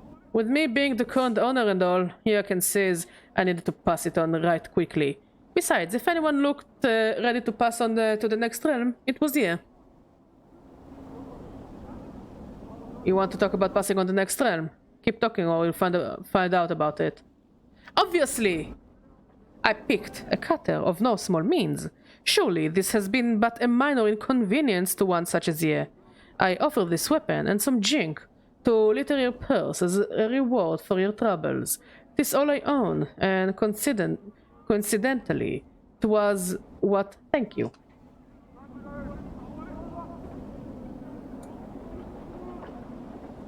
What the threat Kutra used to get me to take possession of the box. Give me my rewards and then leave me. Updated my journal. What did we get? What did we get? Green steel dagger, 2 to 5 piercing. 1 to 6 piercing. Not necessarily better than what I already have. Let's go and identify our items. Oh wait, it's not the market. Okay, fine. Fine, let's kill the hive thugs. Let's make some money out of them. Done. No money. No money, no honey. Casket. Hey, love. What is our party level? Level 5, 5, and 4.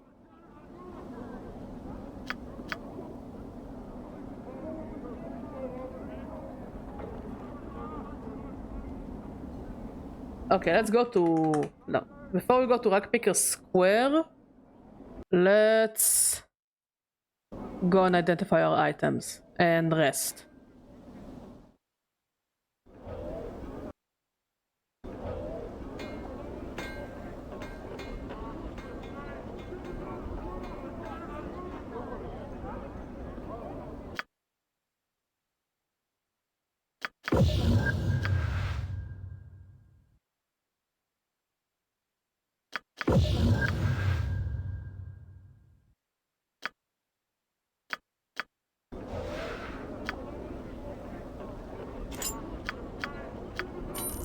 Okay, 1 to 8 slashing. 2 to 7 slashing.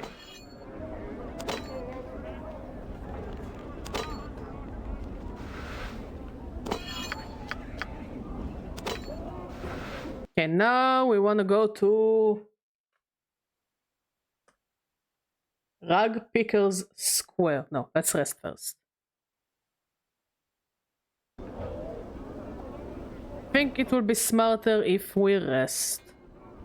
Oh, come on, lady. Show me. Oh, you cowardly dog. They never learn, do they?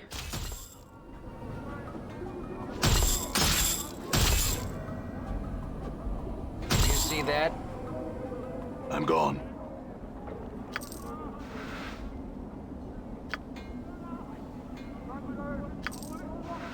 Get a room and a girl, Cutter. I think this is... Yeah, this is the flop house.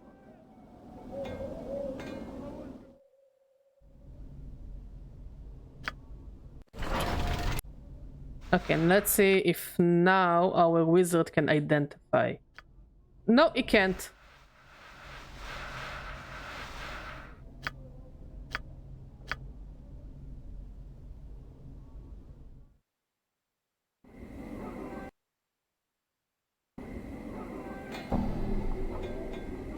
Let's try to not bother anyone. Let's have a look at her. She'll go and she'll do anything for you.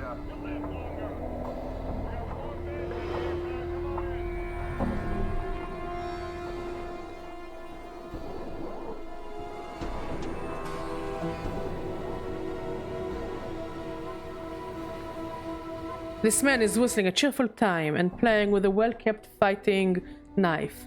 As you approach him, he stops whistling and gives you a curious look. What do you want? I had some questions.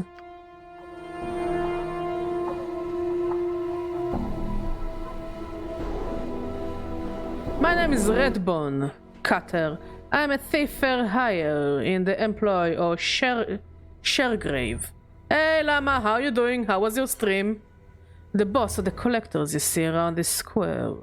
He pays me mostly to learn his lads to be real quiet-like, and how to fight if they runs into a spot of trouble.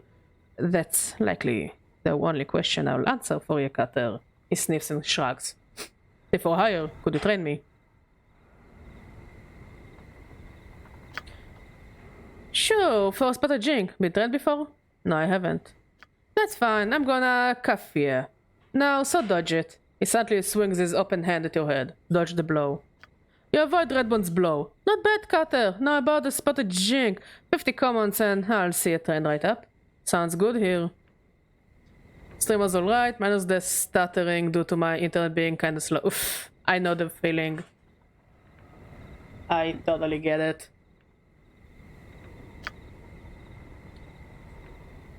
You know you gotta stop doing whatever you're doing now, right? You can't be a warrior or whatnot, and a thief. Are you alright with it, Cutter? Yes, I am. Let's get to it then. What I'm gonna learn here are a thief's 6 best bloods. sneaking about, hiding, picking locks and pockets, finding and removing traps, and my favorite, stabbing Plucky Berks in the back. Go on. Sneaking about, hiding in the shadows and moving real quiet like, is right handy. Better a live git than a dead cutter, eh? Not only do you stay out of harm's way if your does once sticks someone, you have got the upper hand. Right off, but I'll tell you more of that later. Keep in your mind though, you can't go sneaking if someone's already looking at you. I mean...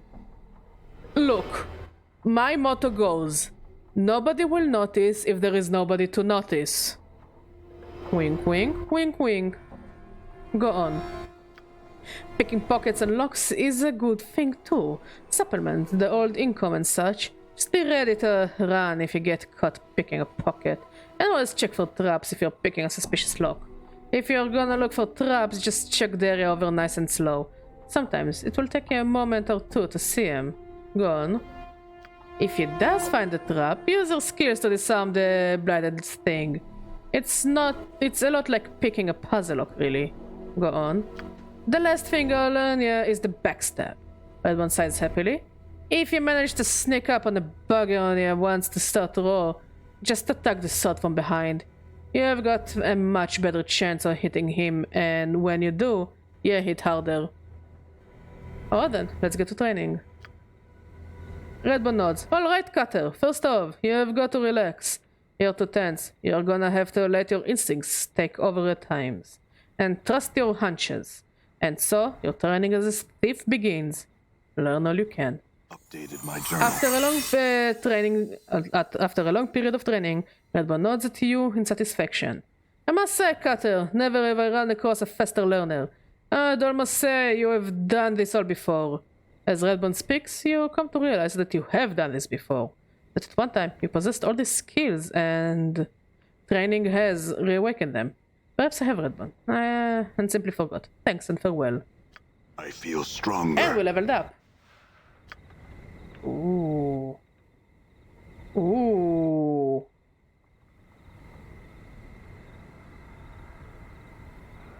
Okay, how many skills do I have? 1, 2, 3, 4. So I can just put 10 points in each.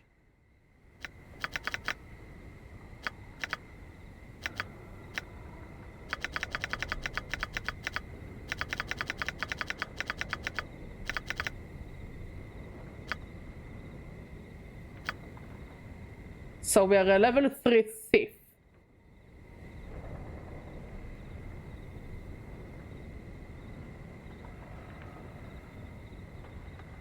But we still have a proficiency in edged weapons.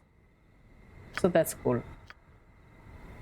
I think we can also wear this.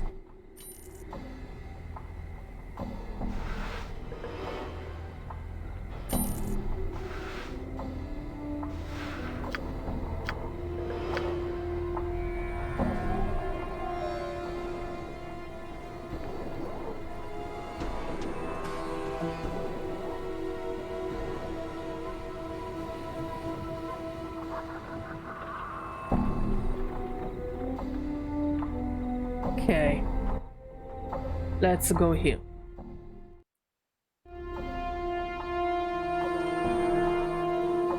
Tall and lanky, this pale, grim-looking man exudes authority despite his gangly and somewhat awkward frame.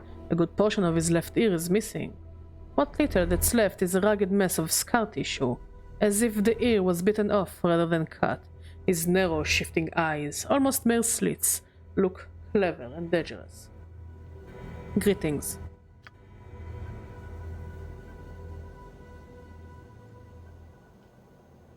He spits out a reply. I don't know you, Burke. He glares at you.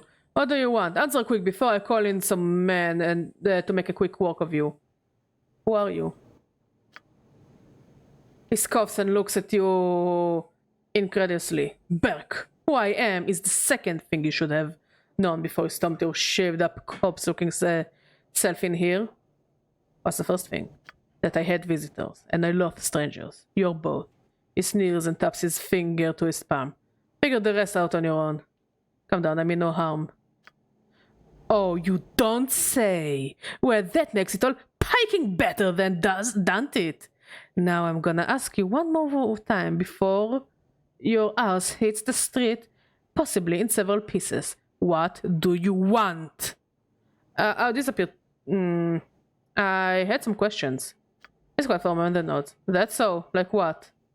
I'm looking for a man named Farod. The tension in the room suddenly rises. Now, what a funny thing to be asking about. What do you want to know about old blood Farod for? It's something for me and I want it back. The man is silent for a moment, then cracks a smile. He steals from us all, doesn't he? Whether we're living or dead, he chuckles. What do you mean? Our main source of living around here is the dead, you follow? You're a collector. Aye, that's right. He looks at you as if he's considering something. No, there's only so many deaders at any one time. My bloods and I can only gather so many. If somebody else is gathering deaders, that's much less jink that goes into our pockets. So... Updated my journal. The rub is that he's found a motherload of them. Now, I haven't heard of any massacres in Sigil. He frowns, tapping his chin. So I'm quite interested in knowing where all the deaders are coming from. I can find out for you if you would like. Oh, aye? And how would you do that? All I need to do is find him. Let me worry about the rest. Updated my journal. You got it. I'll even give you 100 copper commons for your trouble. Hello, cat. Cat, what are you doing here? Cat? Chicho! Chicho, get down! Chicho!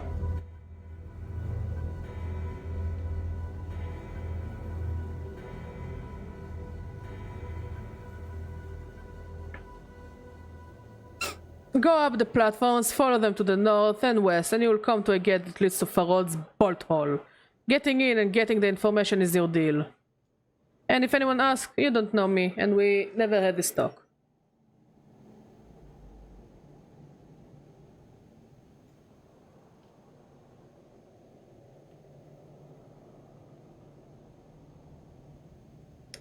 Of course, farewell.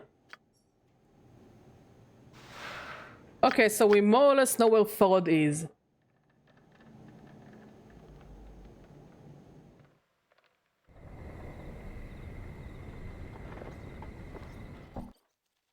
Cranium rats! You see that?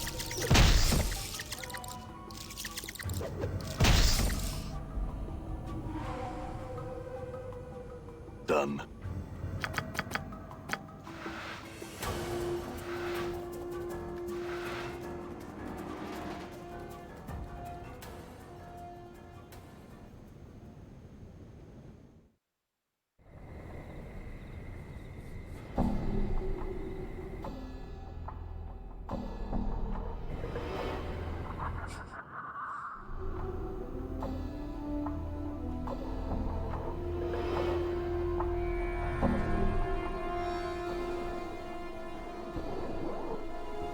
What? Who? Greetings. I really don't have time to talk to you. You see, I'm trying to figure out how I'm going to complete my spell without key components. Maybe I can help. Jerim pauses for a second. I guess it couldn't hurt. I'm in need of a ruby to complete my spell. It must be of exceptional quality. Not like the junk they sell at the marketplace. If you should find one, bring back to me, and I shall make it worth your while. Okay. Updated my journal. Let's return to the hive.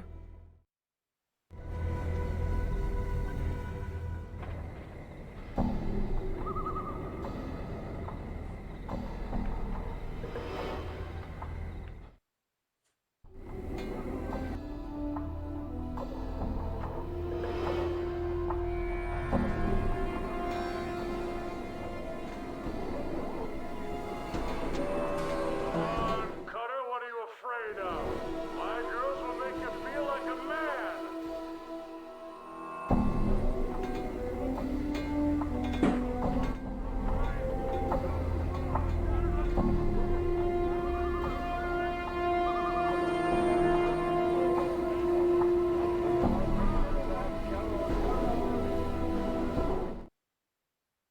Oh.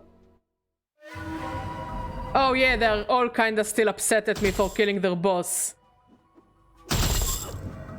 You have any money? You got any cash? All right. Any cash on your booties? No. Disappointing. Do you have any cash? No, you don't.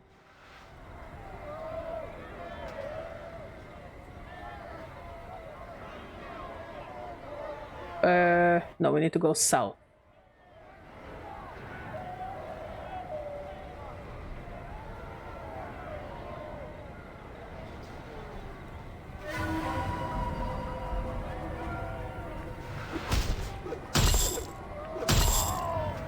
I'm gone.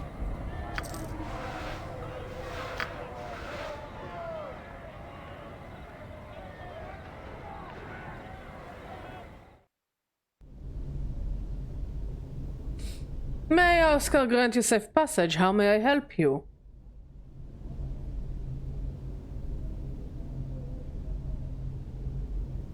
I would like to purchase the gem you took from Moridor's box. Luckily for you, I haven't had the time to sell it yet. Try to have it for the bargain price of 300 coppers. Sure. May Oscar, the god of portals, doors and opportunity, smile upon you. Okay, farewell.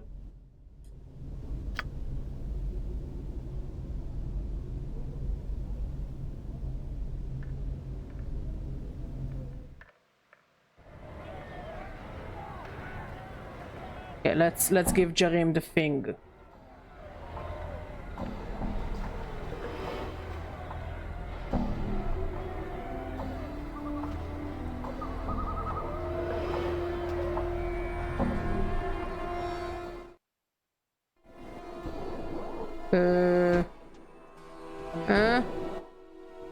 Think this way?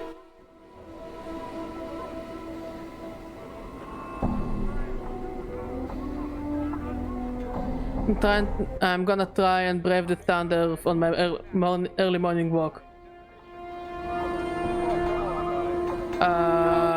Okay, be careful though, like, don't get sick or something. Damn. Yeah, I think it's better you stay home and, you know, in a cozy, Right. in a very cozy position and not go into the horribly scary rain place and thunders and all the rest of the cool stuff. What happened? Come here. Come here, love. Come here, baby.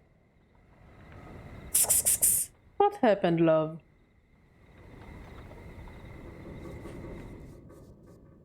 Yep. Your bag. Did you manage to find one? Is this what you're looking for? That's perfect. What do you... Never mind. Here. Jerem takes the gem from you, handing you a good sum of coins. Now, if you don't mind, I would like to work on my spell. Updated my journal. Ooh, nice.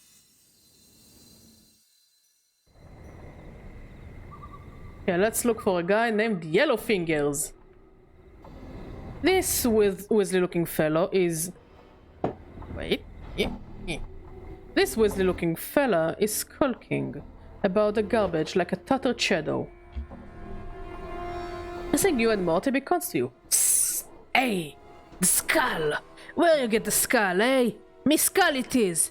Give it back to me! Mort turns to the hiver. Pike off!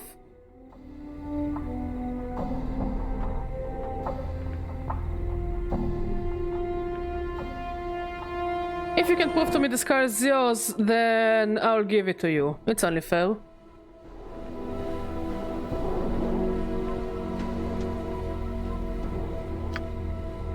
He stares at you for a moment, like you're adult. It's Pike in mine! Talking proof, don't know nothing. Give me the skull back, nows. This is not your skull. You calling me a liar, eh? Skull's mine! Mine! He mumbles for a moment, eyes rolling and darting. You're the thief, spitting lies, I'll gut ya.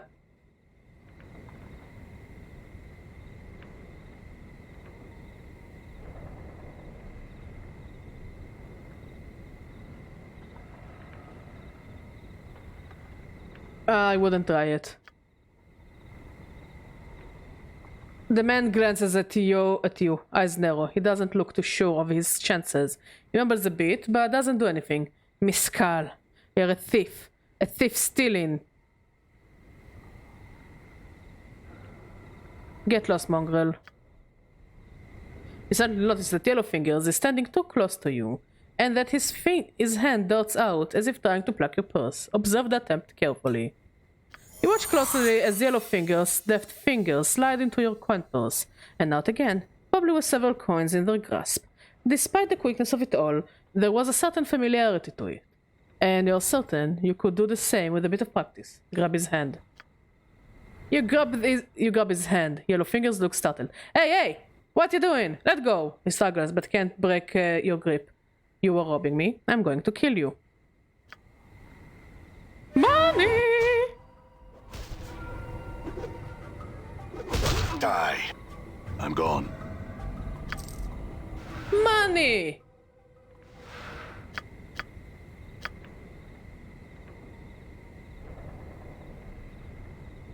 Okay, we're looking for a guy named Nod. Oh, Nod!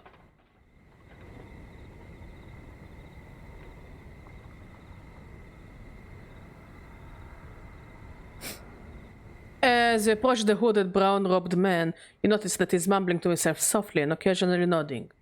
Greetings. Someone comes to speak to a Nod. Speaks to Nod, aye. Suddenly breaks into a fit of heckling coughs and nods to himself. What are you doing? Nothing, except looking for deaders. Nothing else. He sniffs, then gives another hacking cough. He mumbles for a moment, then speaks again. Nothing else. Need a jink. Deaders. I mean, it's deaders. Can sell them to the dusties. You can sell the corpses. He starts nodding without really looking at you. Haul him to the black place. The mortuary. He tilts his head back and forth, then nods again. There, the dusties. They haggle and give jink. They take the deader in. They do, aye. And nod. Don't talk to him. Till the next body. He sniffs, wiping his nose with the back of his hand. Why do they pay for the corpses? He shrugs. No matter. He smiles and nods sagely. Jink for me. Jink. What is this place? He frowns and licks his lips. Ragpicker Square. The square. Trash everywhere. Aye. Everywhere. He coughs. What are you doing? I have some questions. He nods. What? He sniffs, then squints at you. Jink. He taps his head, points at you, then points at his hand. Want to know something? Jink. Aye. Jink. Hand him a couple of coins. Jink for Nod. Jink. He mumbles for a moment, hiding the copper coins away in the folds of his robe. Ask. Nod tries to answer aye. Coughs for a bit, spitting something off to the side. Tell me about the... Do you know of a man named Farod? He looks frightened and starts to shake his head. Farod. Scratches at his head. What? What about him? He frowns, then shakes his head, as if he's not sure he should be speaking to you. Do you know where I can find him? He shakes his head, then mumbles. He glances quickly at you, then begins to murmur again to himself. It sounds like he's uttering a prayer against evil. Nah, not here, in square. He frowns, as if unsure how to explain it. But not in the square. He shakes his head again, then coughs. That's all I wish to know. Farewell. He shakes his head, coughs, and resumes his nodding. You'd ask a Nod, aye. Nod would ask aye. Question, for ye, aye. Go ahead, ask your question. Nod has a sister, aye. Amaris. Amaris. Lives in the hive. Away from here. Away from the square. So long ago, Nod was separated from his sister, taken away. So your question is... Updated my journal. You don't know her? He shakes his head sadly for a moment, chewing his lower lip. If you see her, if he does, tell her Nod. Her brother worries about her. Aye, he does. He worries.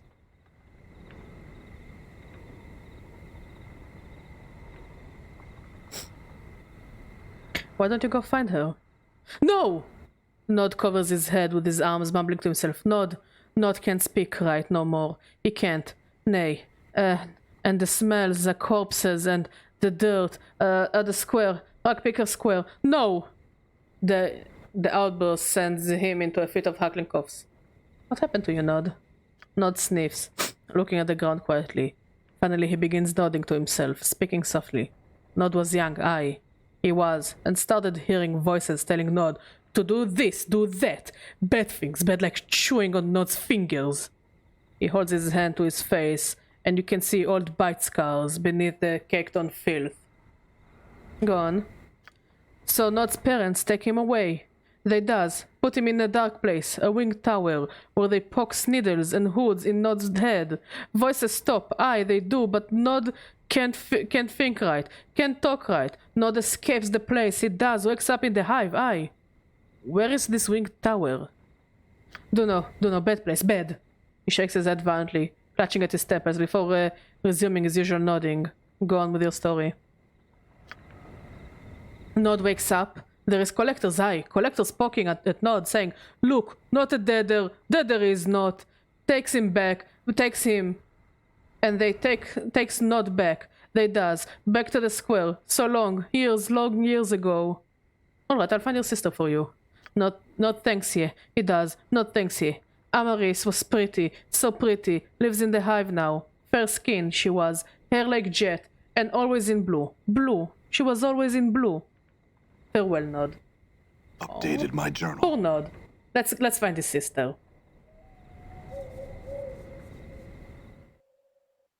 She shouldn't be far from the smoldering corpse, which I think should be there.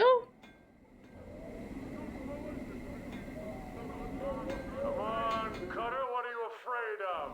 My girls will make you feel like a man!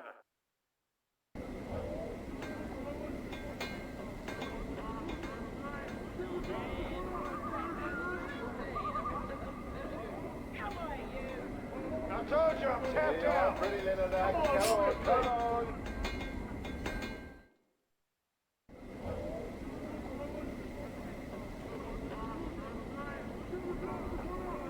Let's look for Amaris. Dressed in blue.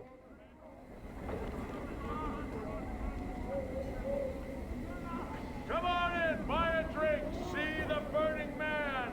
He's on fire! You see a young woman dressed in a tight leather bodice and leggings. She smells faintly of cheap perfume, and her face, so pretty, is painted with garish makeup. She smiles coyly as she sees you. Take him some company, love. Are you by any chance Amaris? She stares at you silently for a time, then speaks. I was called that once, long ago. Where are you? I was sent to find you by Nod, your brother. He is worried about you, and hoped I could tell him how you were.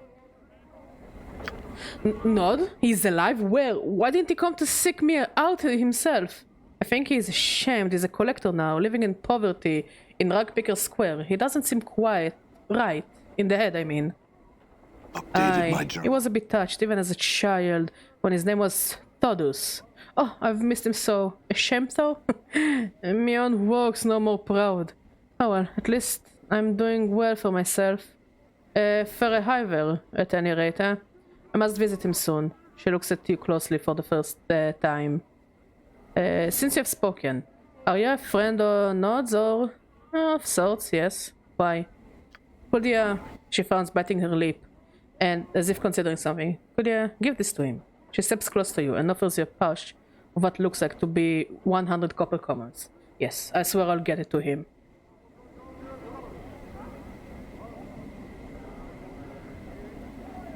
Updated my journal.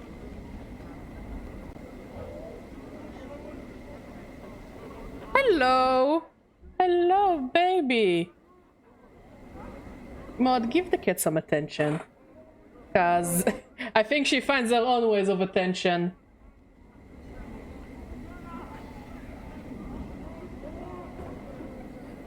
She hands you the pouch. I thank you. Go speak to Nod for me. And tell him how I worried about him so. Okay, let's go and do the right thing.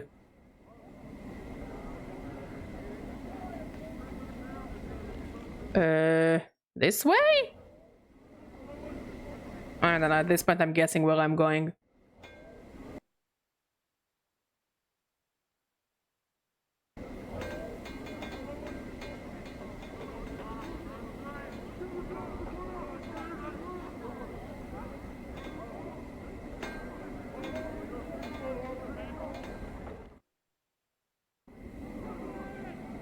just going to keep attacking that one group at the entrance of this area? Like, I'm not complaining, I'm making some money off of them, but still. I think at a certain point they should feel bad, no? Done.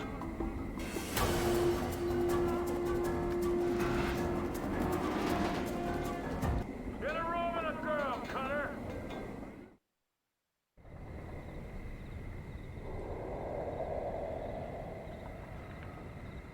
Someone comes to speaks to Nod, aye. Suddenly breaks into a fit of hacking coughs, then nods to himself. I spoke to your sister, Amaris.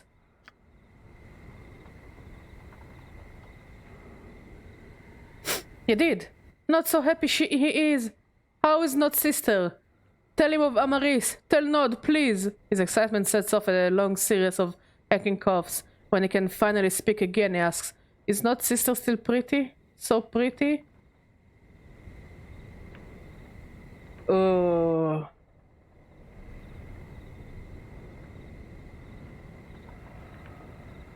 Let's tell him a white lie. Yes, she's a servant now at a tavern in the Hive. She's doing well and is worried about you. Not so pleased to know his sister is all right. He looks as if he's going to cry for a moment. Oh, poor Nod. Then swallows hard. Anything more she said for Nod to hears? Yes, she wanted you to have this copper commons. She will also visit you as soon as she can find the time. Updated Nod's my head journal. stops nodding abruptly, and his jaw drops as you hand him the 100 coins. Beneath the dirt brown hood, his eyes gleam with joy. Such wonderful news it is! Good, wonderful news, aye! Not thanks ye, and thanks ye again, and thanks ye 1,000 times more, aye! Glad I could help. Farewell, Nod.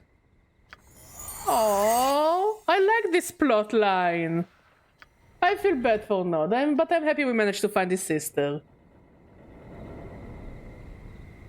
Okay, next we're looking for a guy named Marofriend. Wow, yeah, so much charm. I mean, I love that even the faceless characters have a lot of character. Like, I wonder, can we... Do we know what Nor looks like?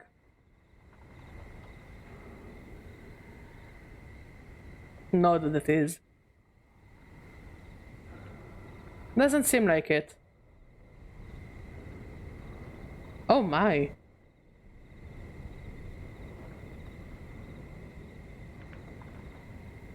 Yeah, those images that didn't age the bestest, I must say. I love this depiction of a tiefling. If I ever play a tiefling, this is what my tiefling is gonna look like.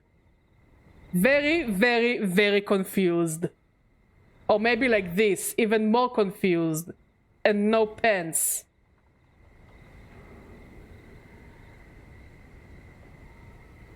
I love that there is a page only for midwives. And of course Lim Lim is the perfectest creature ever.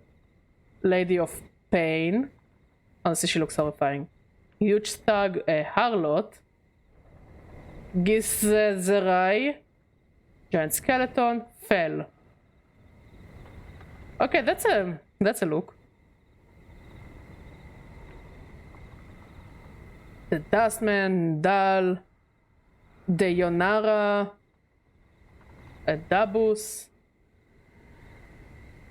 There isn't much difference between a regular Dabus and Fell, huh? Cursed Townie. A Cranium Rat. A Collector. Black Abishai. Barrier. Who the fuck is she?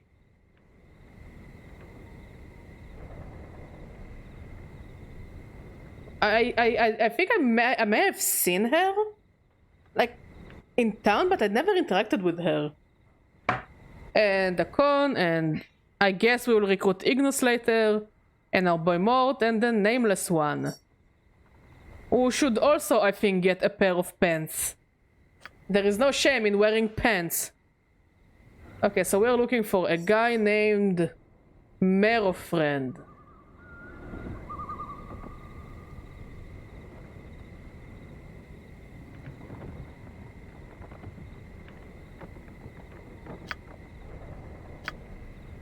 Yeah, let's leave for now.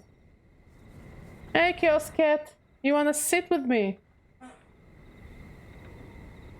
Yes, love.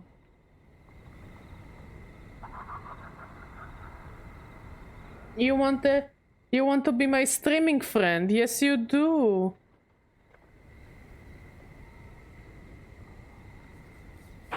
You can smell the reek of dung and rotting meat on this man, even from afar. Though obviously, weakened and decrepit. His long, thin fingers and sunken eyes give him a sinister look as he scatters through the garbage around him. The way he drools and rolls his eyes make you wonder if he's mad.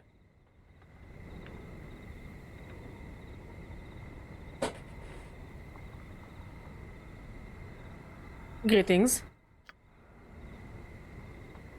He tries to focus on you, but his gaze wanders. His eyes are set deeply into hollow sockets, and his skin is terribly pale and diseased, covered with rashes and yellowed patches that look ready to peel from his body at any moment. The stench emanating from him is terrible. As you open your mouth to speak, he licks his lips and swallows. You dead there? What did you say? You. He licks his lips again, and his long, spindly fingers pick at his skin as he stares at you. You dead? Is that salad fingers? Is that motherfucking salad fingers? He glances at your left, to your left, then his eyes dart back at you. Dead? Dead? Hungry. Reaches out to touch you, licking his scabrous lips. Let him touch you, I guess? What happened? She really wants attention.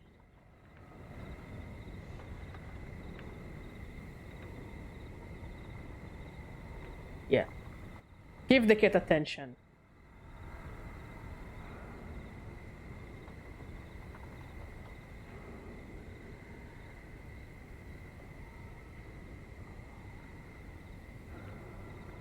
Yeah, go to Maud. Go cuddle with Maud. Cuddle with Maud.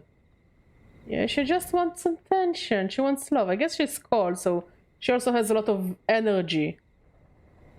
Oh, this is what you wanted. Also, I guess you're stuck here for like the rest of the night. You know, it is what it is. His fingers scrabble spider-like on your arm, as if looking for a piece to tear off.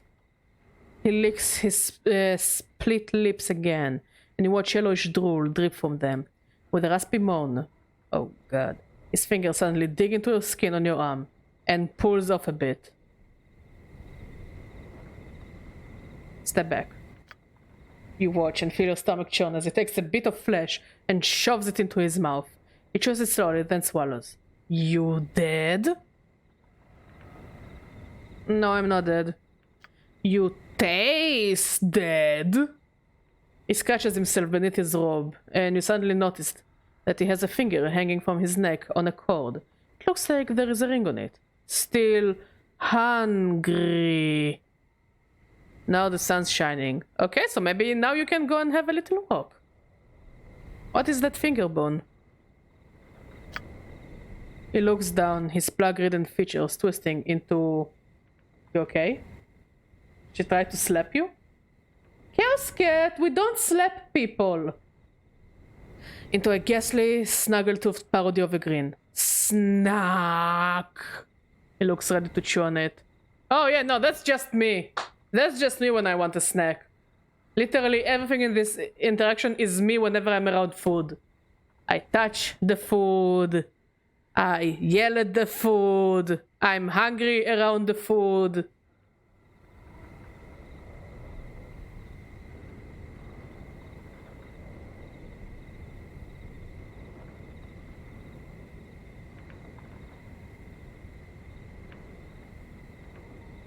Don't do that. Have a bite of me instead. I'm more fresh. He smiles and reaches for your outstretched hand. Oh yeah, I yell at the food. Like my cat does. Give me the finger bone first, Marrow friend. He nods greedily and lets you take the finger bone.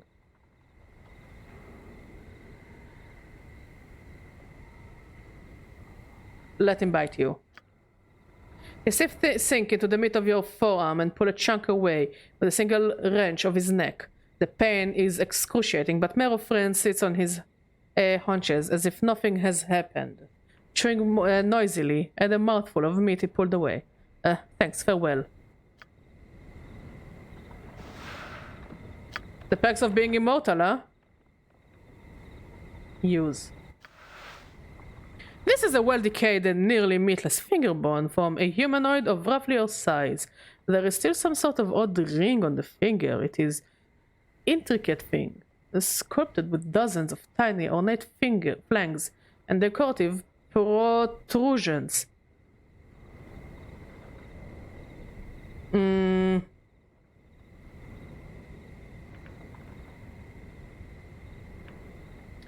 Pull the ring from the finger. Try as you might, you cannot remove the ring. It's almost as if the ring's sharp edges have dug into the lifeless finger itself and refused to release it.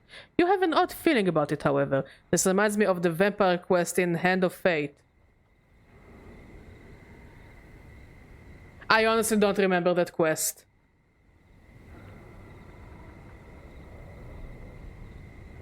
Remove your own finger, replace it with the finger bone. You place the ring finger on your left hand into your mouth. Close your eyes, take a deep breath, and bite down as hard as you can. There is a sickening crunch, and you are overcome with the taste and smell of blood. You spit the bloody finger out and place the rotted ringlet and finger bone against the gushing stump. At first nothing happens, and you are horrified at the thought of what you have just done. Suddenly, though, you feel a strange tingling sensation as bones fuse and tendons reknit. In moments, the rotting finger bone has become a living part of your body, though it still throbs painfully. The jagged ring suddenly loosens and slips off into the palm of your hand. That was the most ridiculous shit I've ever done. Oh my god. So I have the ring, Memphis biting ring.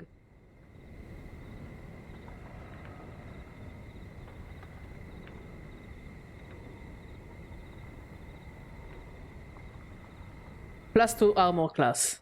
We can use it for now. And it's cursed, but we will manage.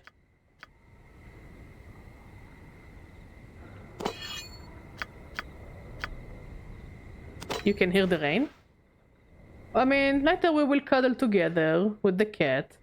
And everything will be nice and lovely. And hopefully tomorrow it will be slightly better since we have lots of shit planned. And I'm also more worried going to the vet in the rain with the cat.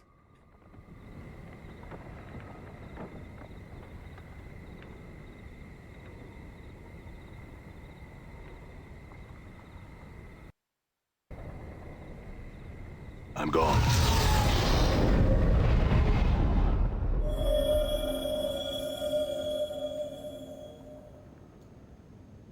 Done.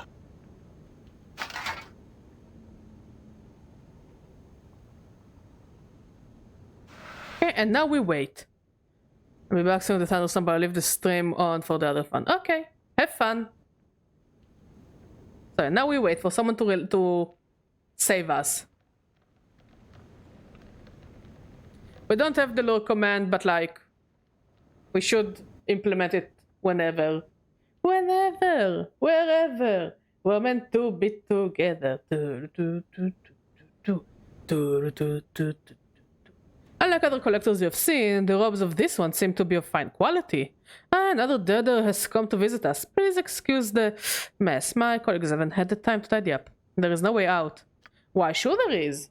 The door is right over there, but you need one of these to activate the portal. He holds up what appears to be a small glass bead.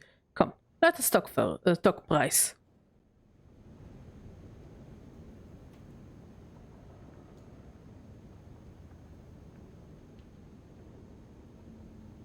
I think I'll just kill you instead.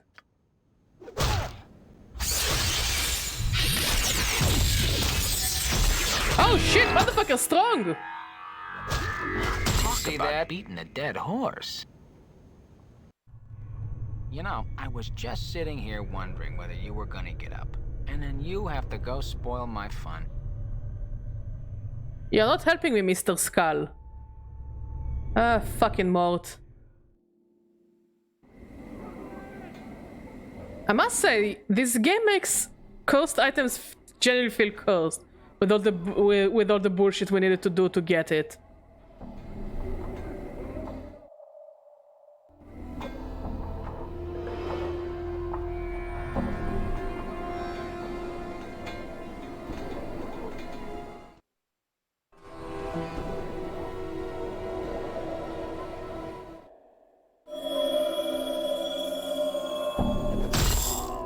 More like it. All right. I'll take.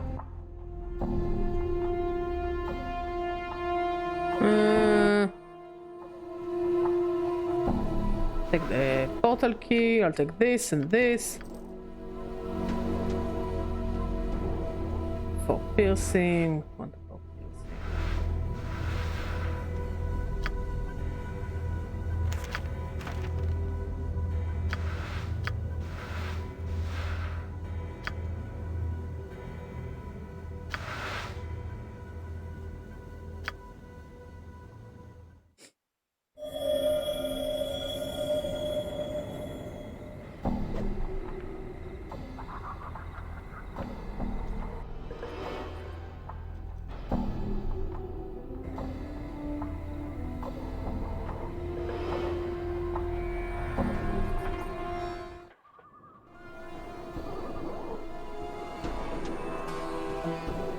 This squat old woman looks like she has had all the color bled out of her. Everything from her hair, to her shawl, to her robe, all are shades of grey. The only splotches of color on her come from several strange herbs, which are tied to her belt by their stalks. The herbs make a strange swoosh when she moves, like a broom. Greetings.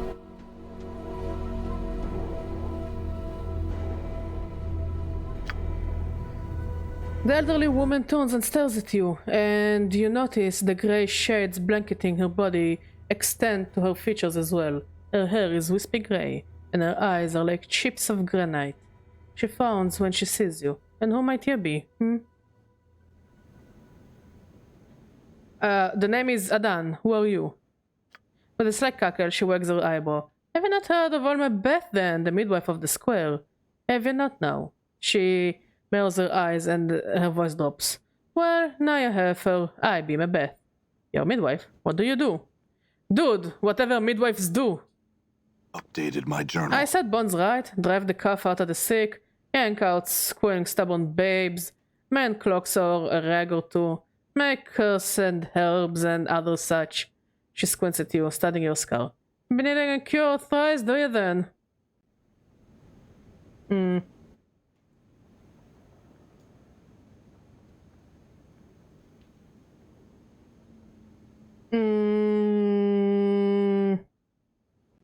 Cures? Aye, you be needing some cures to Lukcha. Do you want to buy some? Do you? She glances at the scars covering her body again, then shrugs. Sorry to be asking for them, I think. I think she could use some healing. Take a deep breath. Updated my journal. Thanks, Beth. Before I go, I had some other question. Go on and ask. Then, do you know someone named Farod?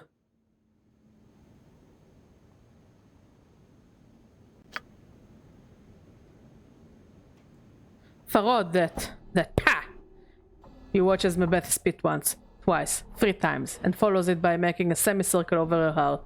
That girl, dude. What you be wanting with the likes of him?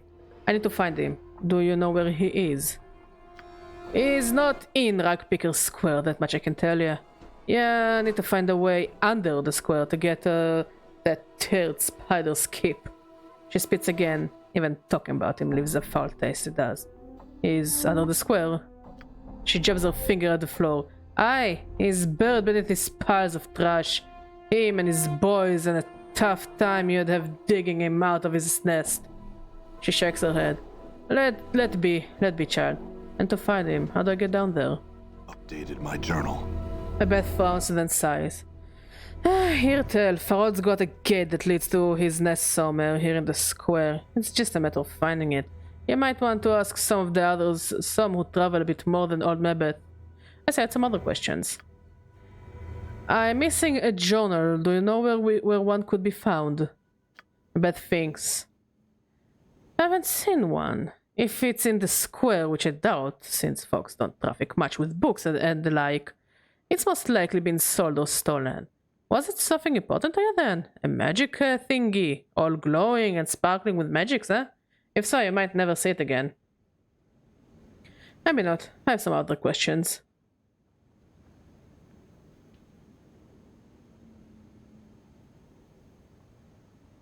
Are you a witch, Mebeth?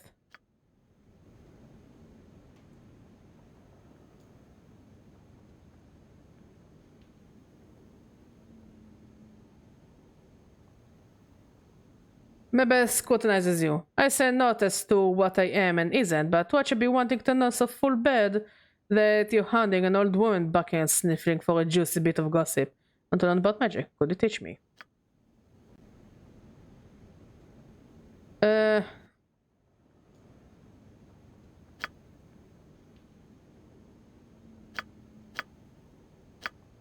Because I need power.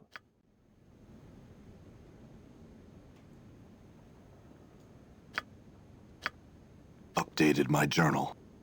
Okay.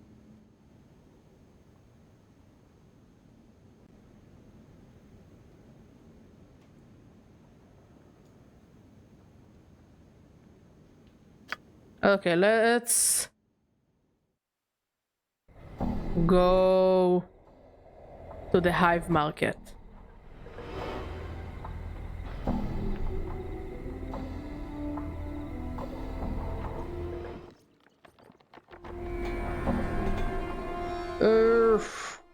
This way?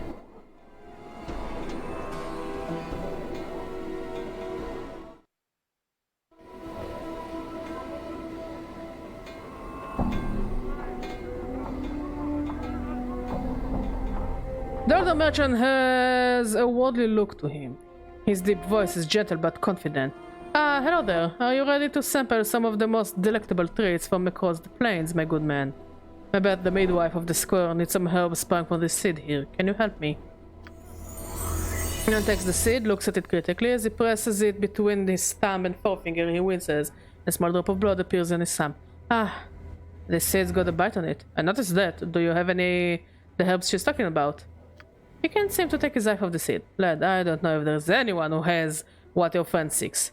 To be square, I've never seen such a seed before. You would need someone who cultivates seeds such as this, for I have none. Well then, where would I find such a person? Updated my Don't journal. know the dark of that, friend. He hands the seed back to you. You'll be hard-pressed to find a gardener in the hive. Maybe Mons for Trees could help. Farewell.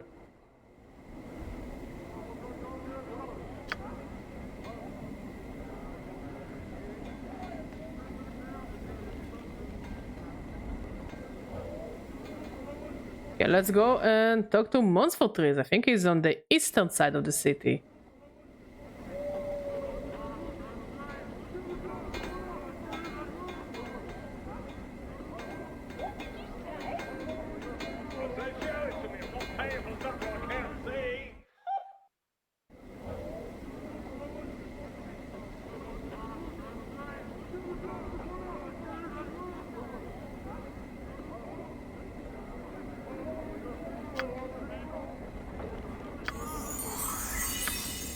I need some herbs sprung from this seed. Can you help me?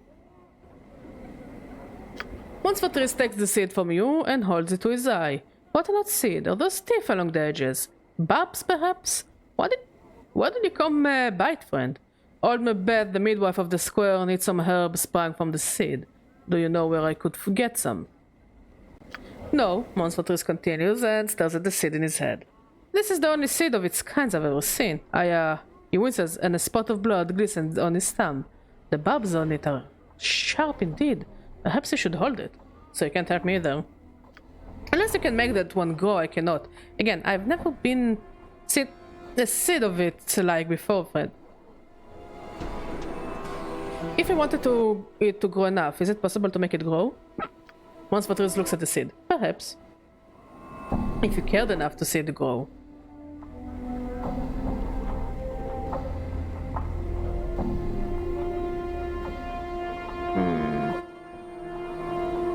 Focus on the seed, will it to grow.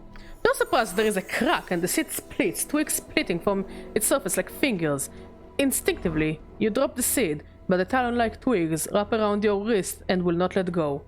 What the hells? Updated my Once journal. Vatrius stares at the barbed branches wrapped around your wrist stand. I think the barbs on these new branches would be more than enough for what your friend needs. I hope she can get the damn thing off me. But before I'll return to her then. Thank you for your help. Farewell. I feel stronger. Have you got the kid? And we're leveled up!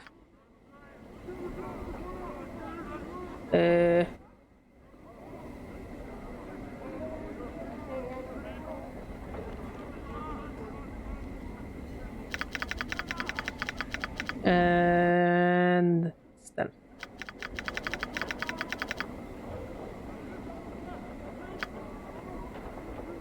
Oh, and you leveled up.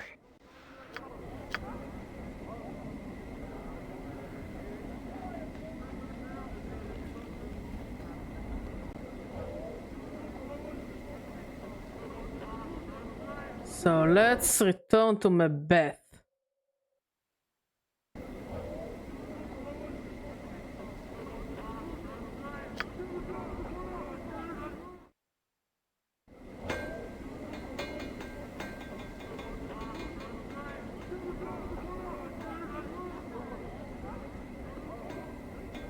I wonder, will they attack me again if I go through here?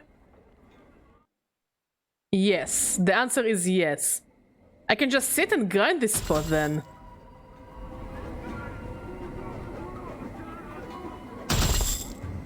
Why are you running? Why are you running?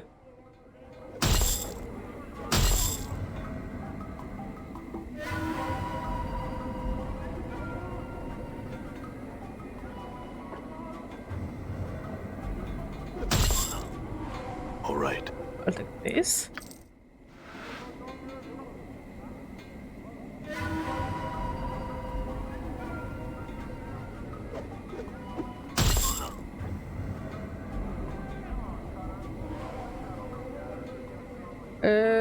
Anything here? Doesn't seem like it. So I could just stand and grind there for a few hours and then be fucking rich. Right at home.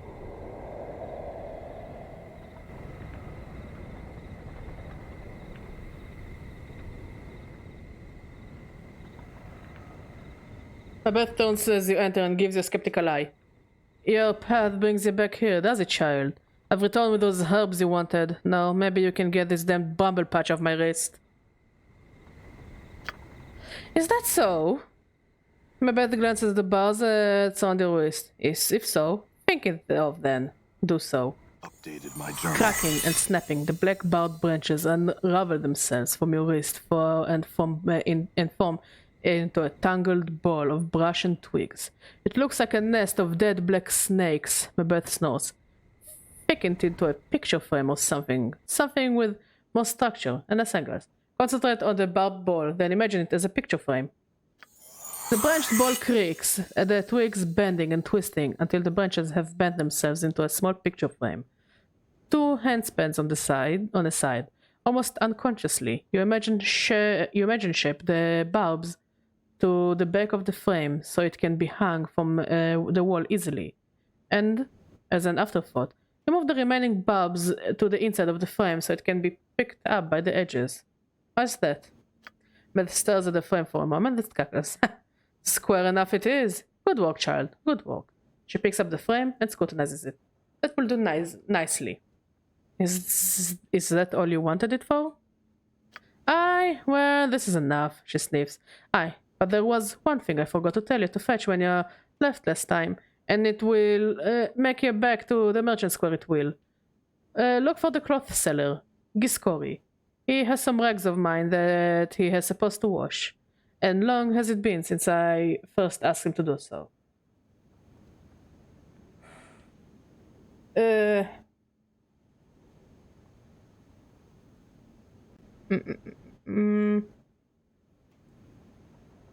I'll go get it. Farewell.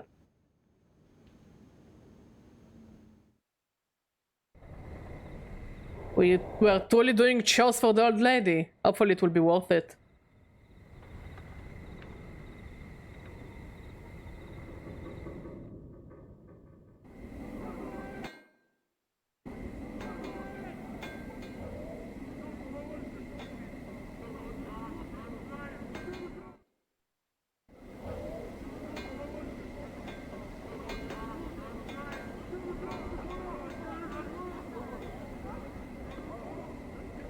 I am here to pick up someone's wash. Mabeth, the midwife.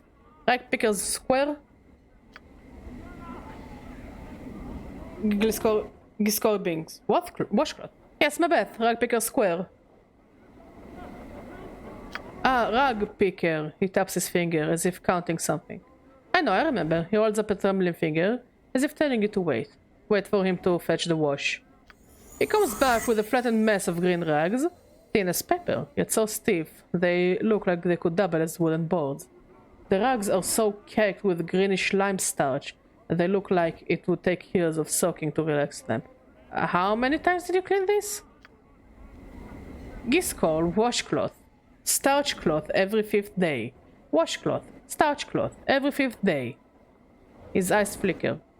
Giscol, wash many years. Always starch cloth, on 5th day. Giscol's ritual, but they're ruined. Washcloth is Giscol's ritual. His voice is flat, almost zombie-like. Must starch cloth every 5th day. What's the point of doing it every 5 days when you don't need... never mind, just hand them over. Gift cloth, he nods, then hands you the rugs. They're heavy. It's like carrying an armload of bricks. I'll take them back to my bed. No, farewell.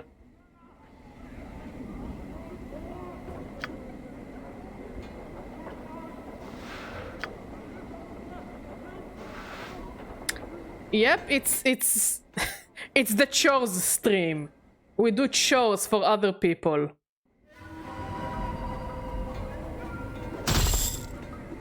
Die.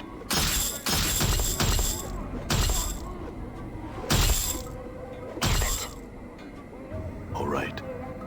Any money? No money. Disappointing. How much money do we have? Not enough.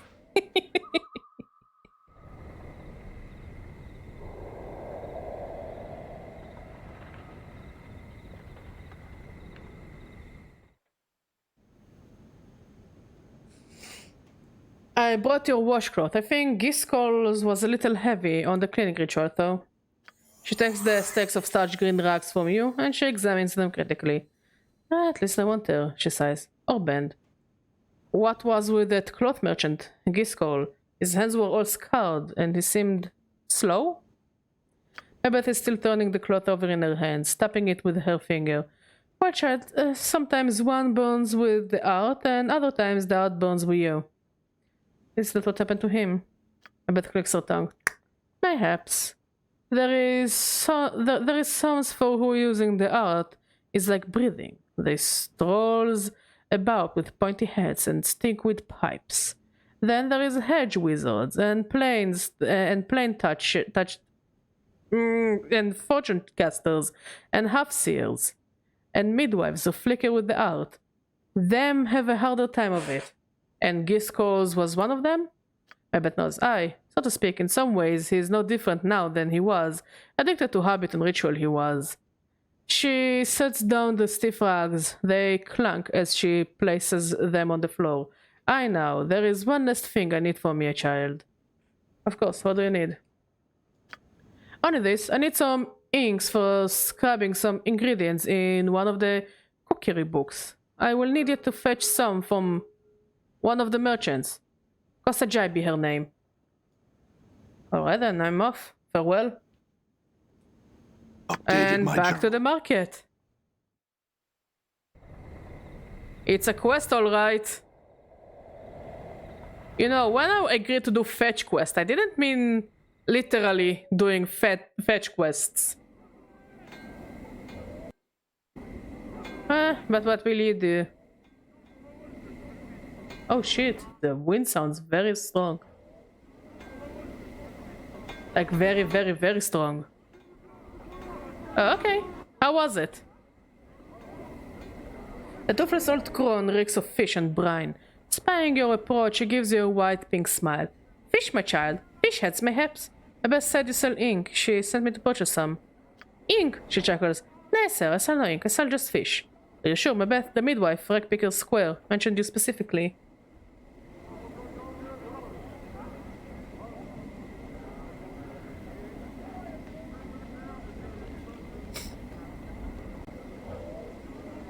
Ha! Well, Kosajai was me dam's name, and me grandma's name, so could be any of us. Yeah, they're both in the dead book. So only this Kosajai matters. No idea what she on about. A midwife in the Picker Square say. She thinks for a moment. Don't know her, I don't. So you don't have any ink? Well, I can't say that much as a surprise. I swear, my bad is having me run in circles. Oh, that's good. It actually started raining here, and the wind is very strong. No, hold on. Your midwife friend's not all wrong. I know how you can get ink, but it may not be the ink you're looking for. I'm thinking of Blitz from the guilds of Brogotafin, it does. This Brogotafin, it bleeds ink? She found, thing is, the fish is not for eating. It got a horrible taste. Scalds the tongue. You can ask Mayram. She pitches her fish cell down the street in southerly way. She cackles. She might have one of the fish you need for on her pole. I'll go check her out then. Updated my journal. So she should be somewhere around here. This old woman stands silently by the wall, staring off into the distance. She seems to be unconcerned with the flow of traffic around her, and clutches a wooden pole from which dozens of small fish are dangling. Greetings. Oh, hello, sir. She squints at you for a moment, trying to discern your identity. Oh my, here I was, thinking you're one of my regular customers. She proffers a fish pole. Tuna, sir. Mackerel. Sea cucumber. No fish, thanks. I had some questions. Her mouth presses down into a tight-lipped frown, and she stares off over your shoulder. Have you heard of a Brogotafin? I was told it bleeds ink from its gills. She blinks and nods. Aye, that fish. That fish is a strange one. It is. Not many have heard of it, and less would want to eat it. Difficult to kill, and even in death it still seems to live. Not many want to lash their teeth around something that still writhers. Do you have one? Aye, but the ink, you'll need something to carry in it. Have you a bowl or a cup, perchance? Good, I'll go look for one. I'll be back. I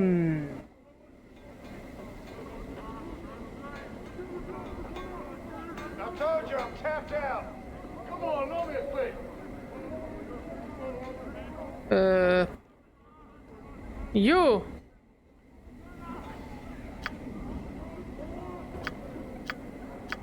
Updated my journal. Okay, we got a bottle. She nods and plucks a fish from her pole. It twitches as she grabs it, then starts slashing about as she begins to twist it like a rag. She wrings it until bluish-black ichor begins to trickle from the fish's gills. When your tankard is almost full, she relaxes her grip and throws the twitching fish into the sack at her side. Thanks and farewell. Updated my journal. Stay with me for hours didn't pay me a thing.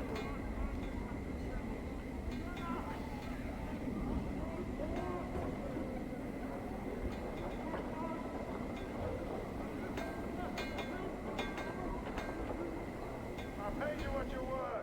You owe me from last time. Oh, those guys don't attack me. That's interesting. I must say it's a bit surprising as well.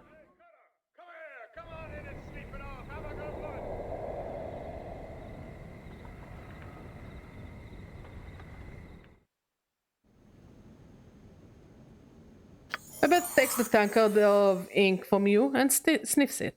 Prime ink? Fresh it is, aye. She nods at you. You've done well, child. All I've asked. Now ask again. After all you've seen, do you still want to learn the art?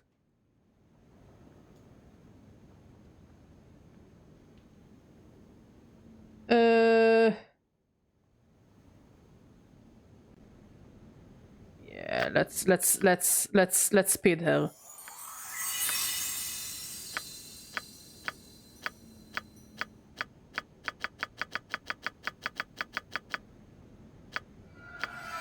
Updated my journal.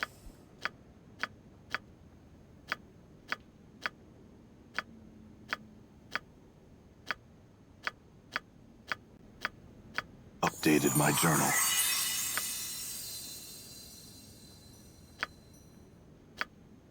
I feel stronger.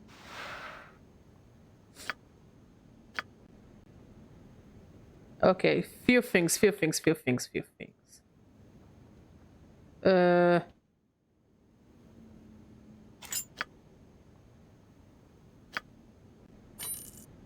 I want to speak with him to turn me back into a fighter. What is your will?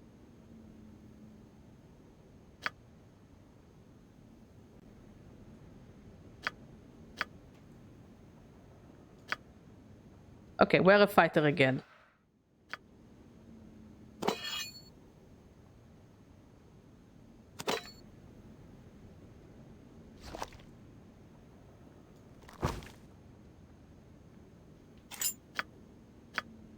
Interesting that only Kiwi can wear earrings.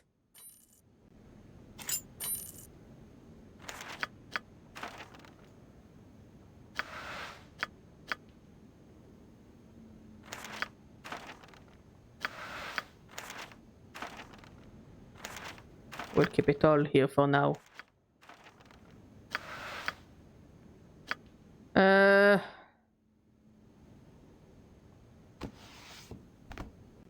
Let's put this earring here.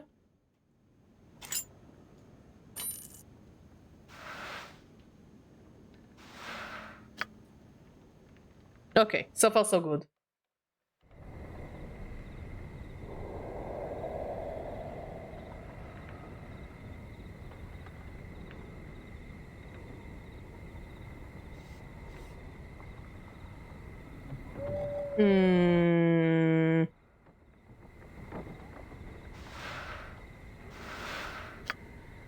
What is your will?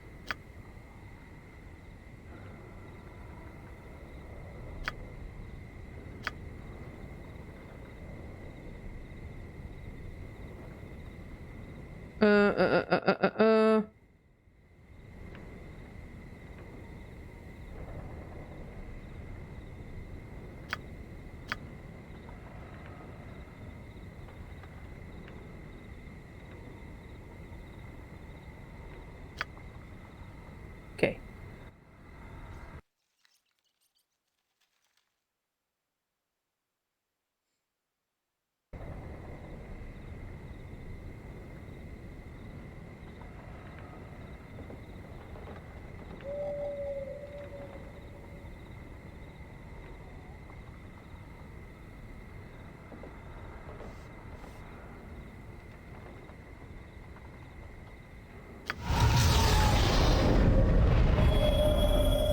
Trash Warrens.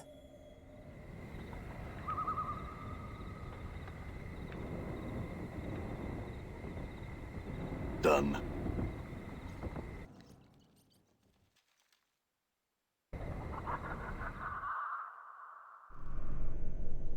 A rugged, middle-aged collector approaches as you enter the area. Aye. He quickly looks you over and then sneers. Don't know you. I don't believe I've made your acquaintance either.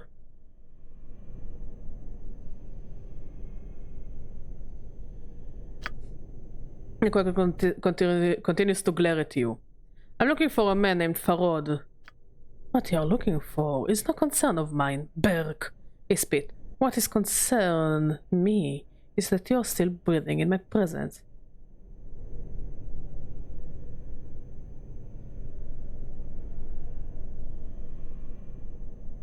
If you don't let me pass, Collector, one of us is going to the mortuary and it won't be me. Your threat appears to soften his demeanor. Get out of your gutter, he says.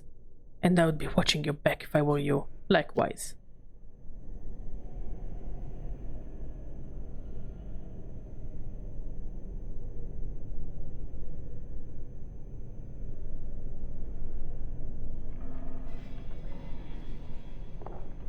Done.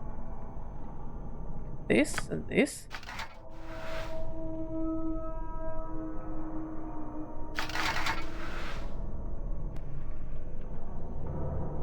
I have no idea where I'm going.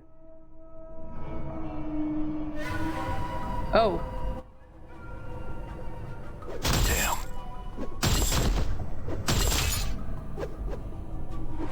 No, get back here. You started fighting me.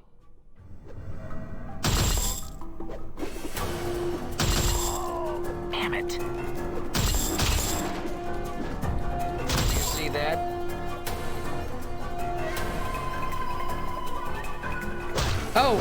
Oh god, there are a lot of people here. And there's money.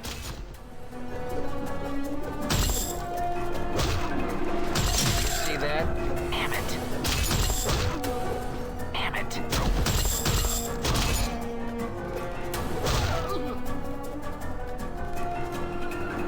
Money. No money.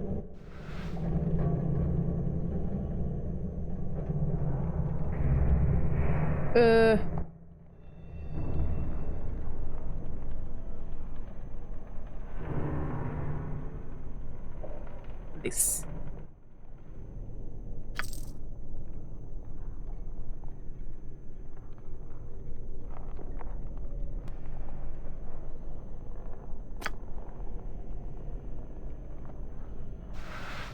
You okay though? The con is doing a little dancey dance. Good for him, good for him.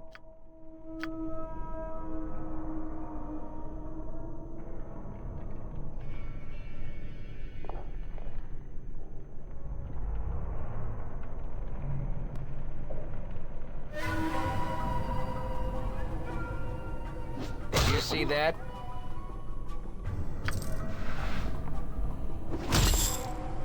Oh, where the fuck did they come from?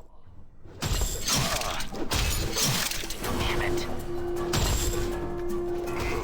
I'm hurt. I noticed you're hurt. Done.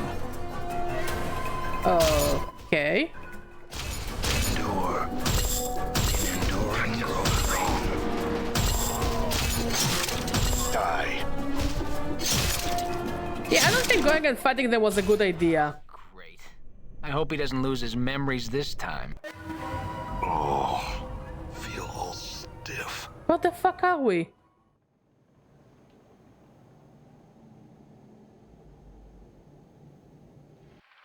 Seamstress house? All right. Hello, I'm confused.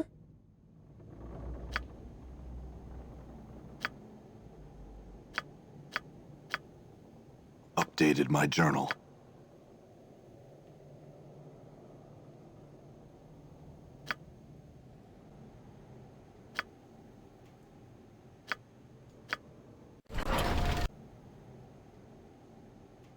Okay, I have no idea where the fuck I was. In the buried village?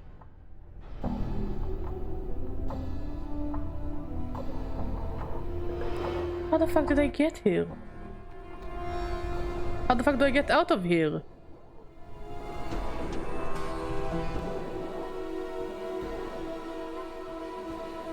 Okay, let's return to the trash warrens. Out of the room, a large heavy-set man sets up from this chair, approaches you. My name is Adan. Ad what? Bish starts blinking at you and then shakes his head violently. I've never seen him before and Thor didn't tell me about no Adan coming around. You notice his hand moving slowly towards his weapon. You best be telling me what you're doing here, Berg. I'm looking for a man named Farod. If Farod was wanting to see you, I would know about it. Bish suddenly draws his weapon. I'm tired of playing guessing games with your Berg. I'll just loot your body for answers. I don't think so. Okay. I am so confused. Damn it. Okay, wait. Let's load.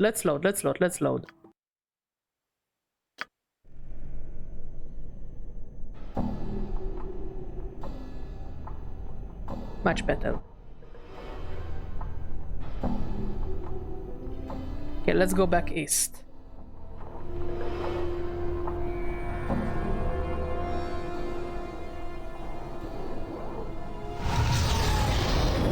Ranium rats!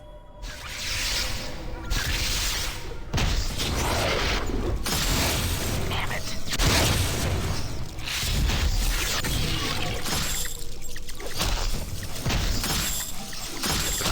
Things true.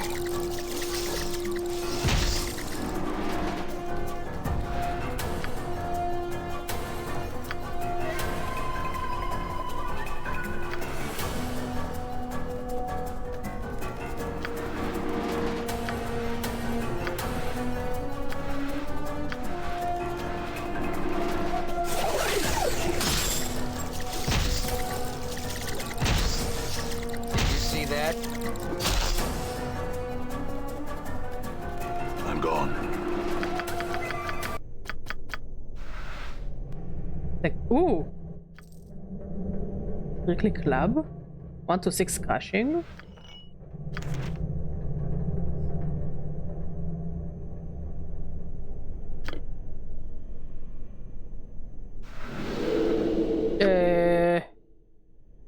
Here, have another magic. Silver frame? Can you identify this at least? No.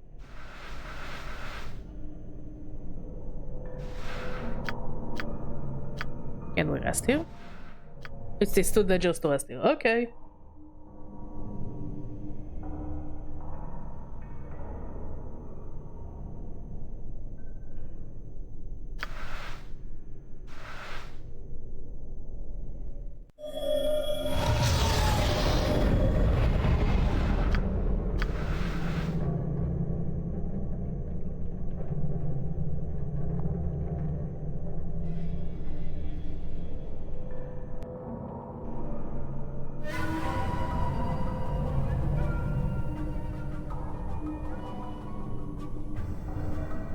The man looks up slowly as you approach. He takes a look at you and says in disgust. What in the nine hells be ye? He wrinkles his nose. Mayhaps the dusties are missing one of their rotting dogs. He laughs. Ha! Never ever seen someone anything so ugly. Except your reflection? The man seems taken aback for a moment and sneers again, fingering, oh, the hilt of his blade. You look due for bleeding, governor. Settle down, I have no interest in fighting you. Oh, yeah, you don't, do ya? Space at your feet. What? Does the thin, watery blood of a coward fills your veins, Berg? Or did it all seep out during your last mangling? As I recall, your mother is the one who has the thin, watery blood of cowards running in her veins. By my count, that means half the city's bastards carry the same bloodline as you. I mean, I could just not do this. But it's too funny and it's too easy. The man blinks for a moment as if digesting what you said. Then his face flushed with anger. He draws his blade and lunges at you. Die. Damn. No, I'm fuck hurt. off, fuck off, fuck off, fuck off, fuck off, fuck off, fuck off, fuck off. I'm gone. No, you fight! You fight! That ought to fight! Okay.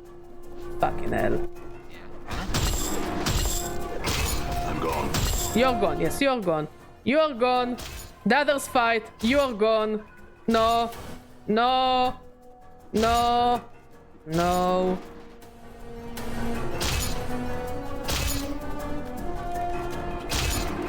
Does the skull want to help? What? Thank you. No, no, no, no, no, no, no. Skull help. Skull help. Enduring grows strong. Great. I hope he doesn't lose his memories this time. Okay, we're back at the seamstress. Let's rest. And it looks like we do need to fight Bish.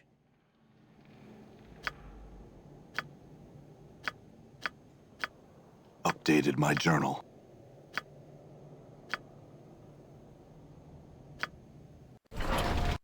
Okay. Let's save. I think we will call it a stream.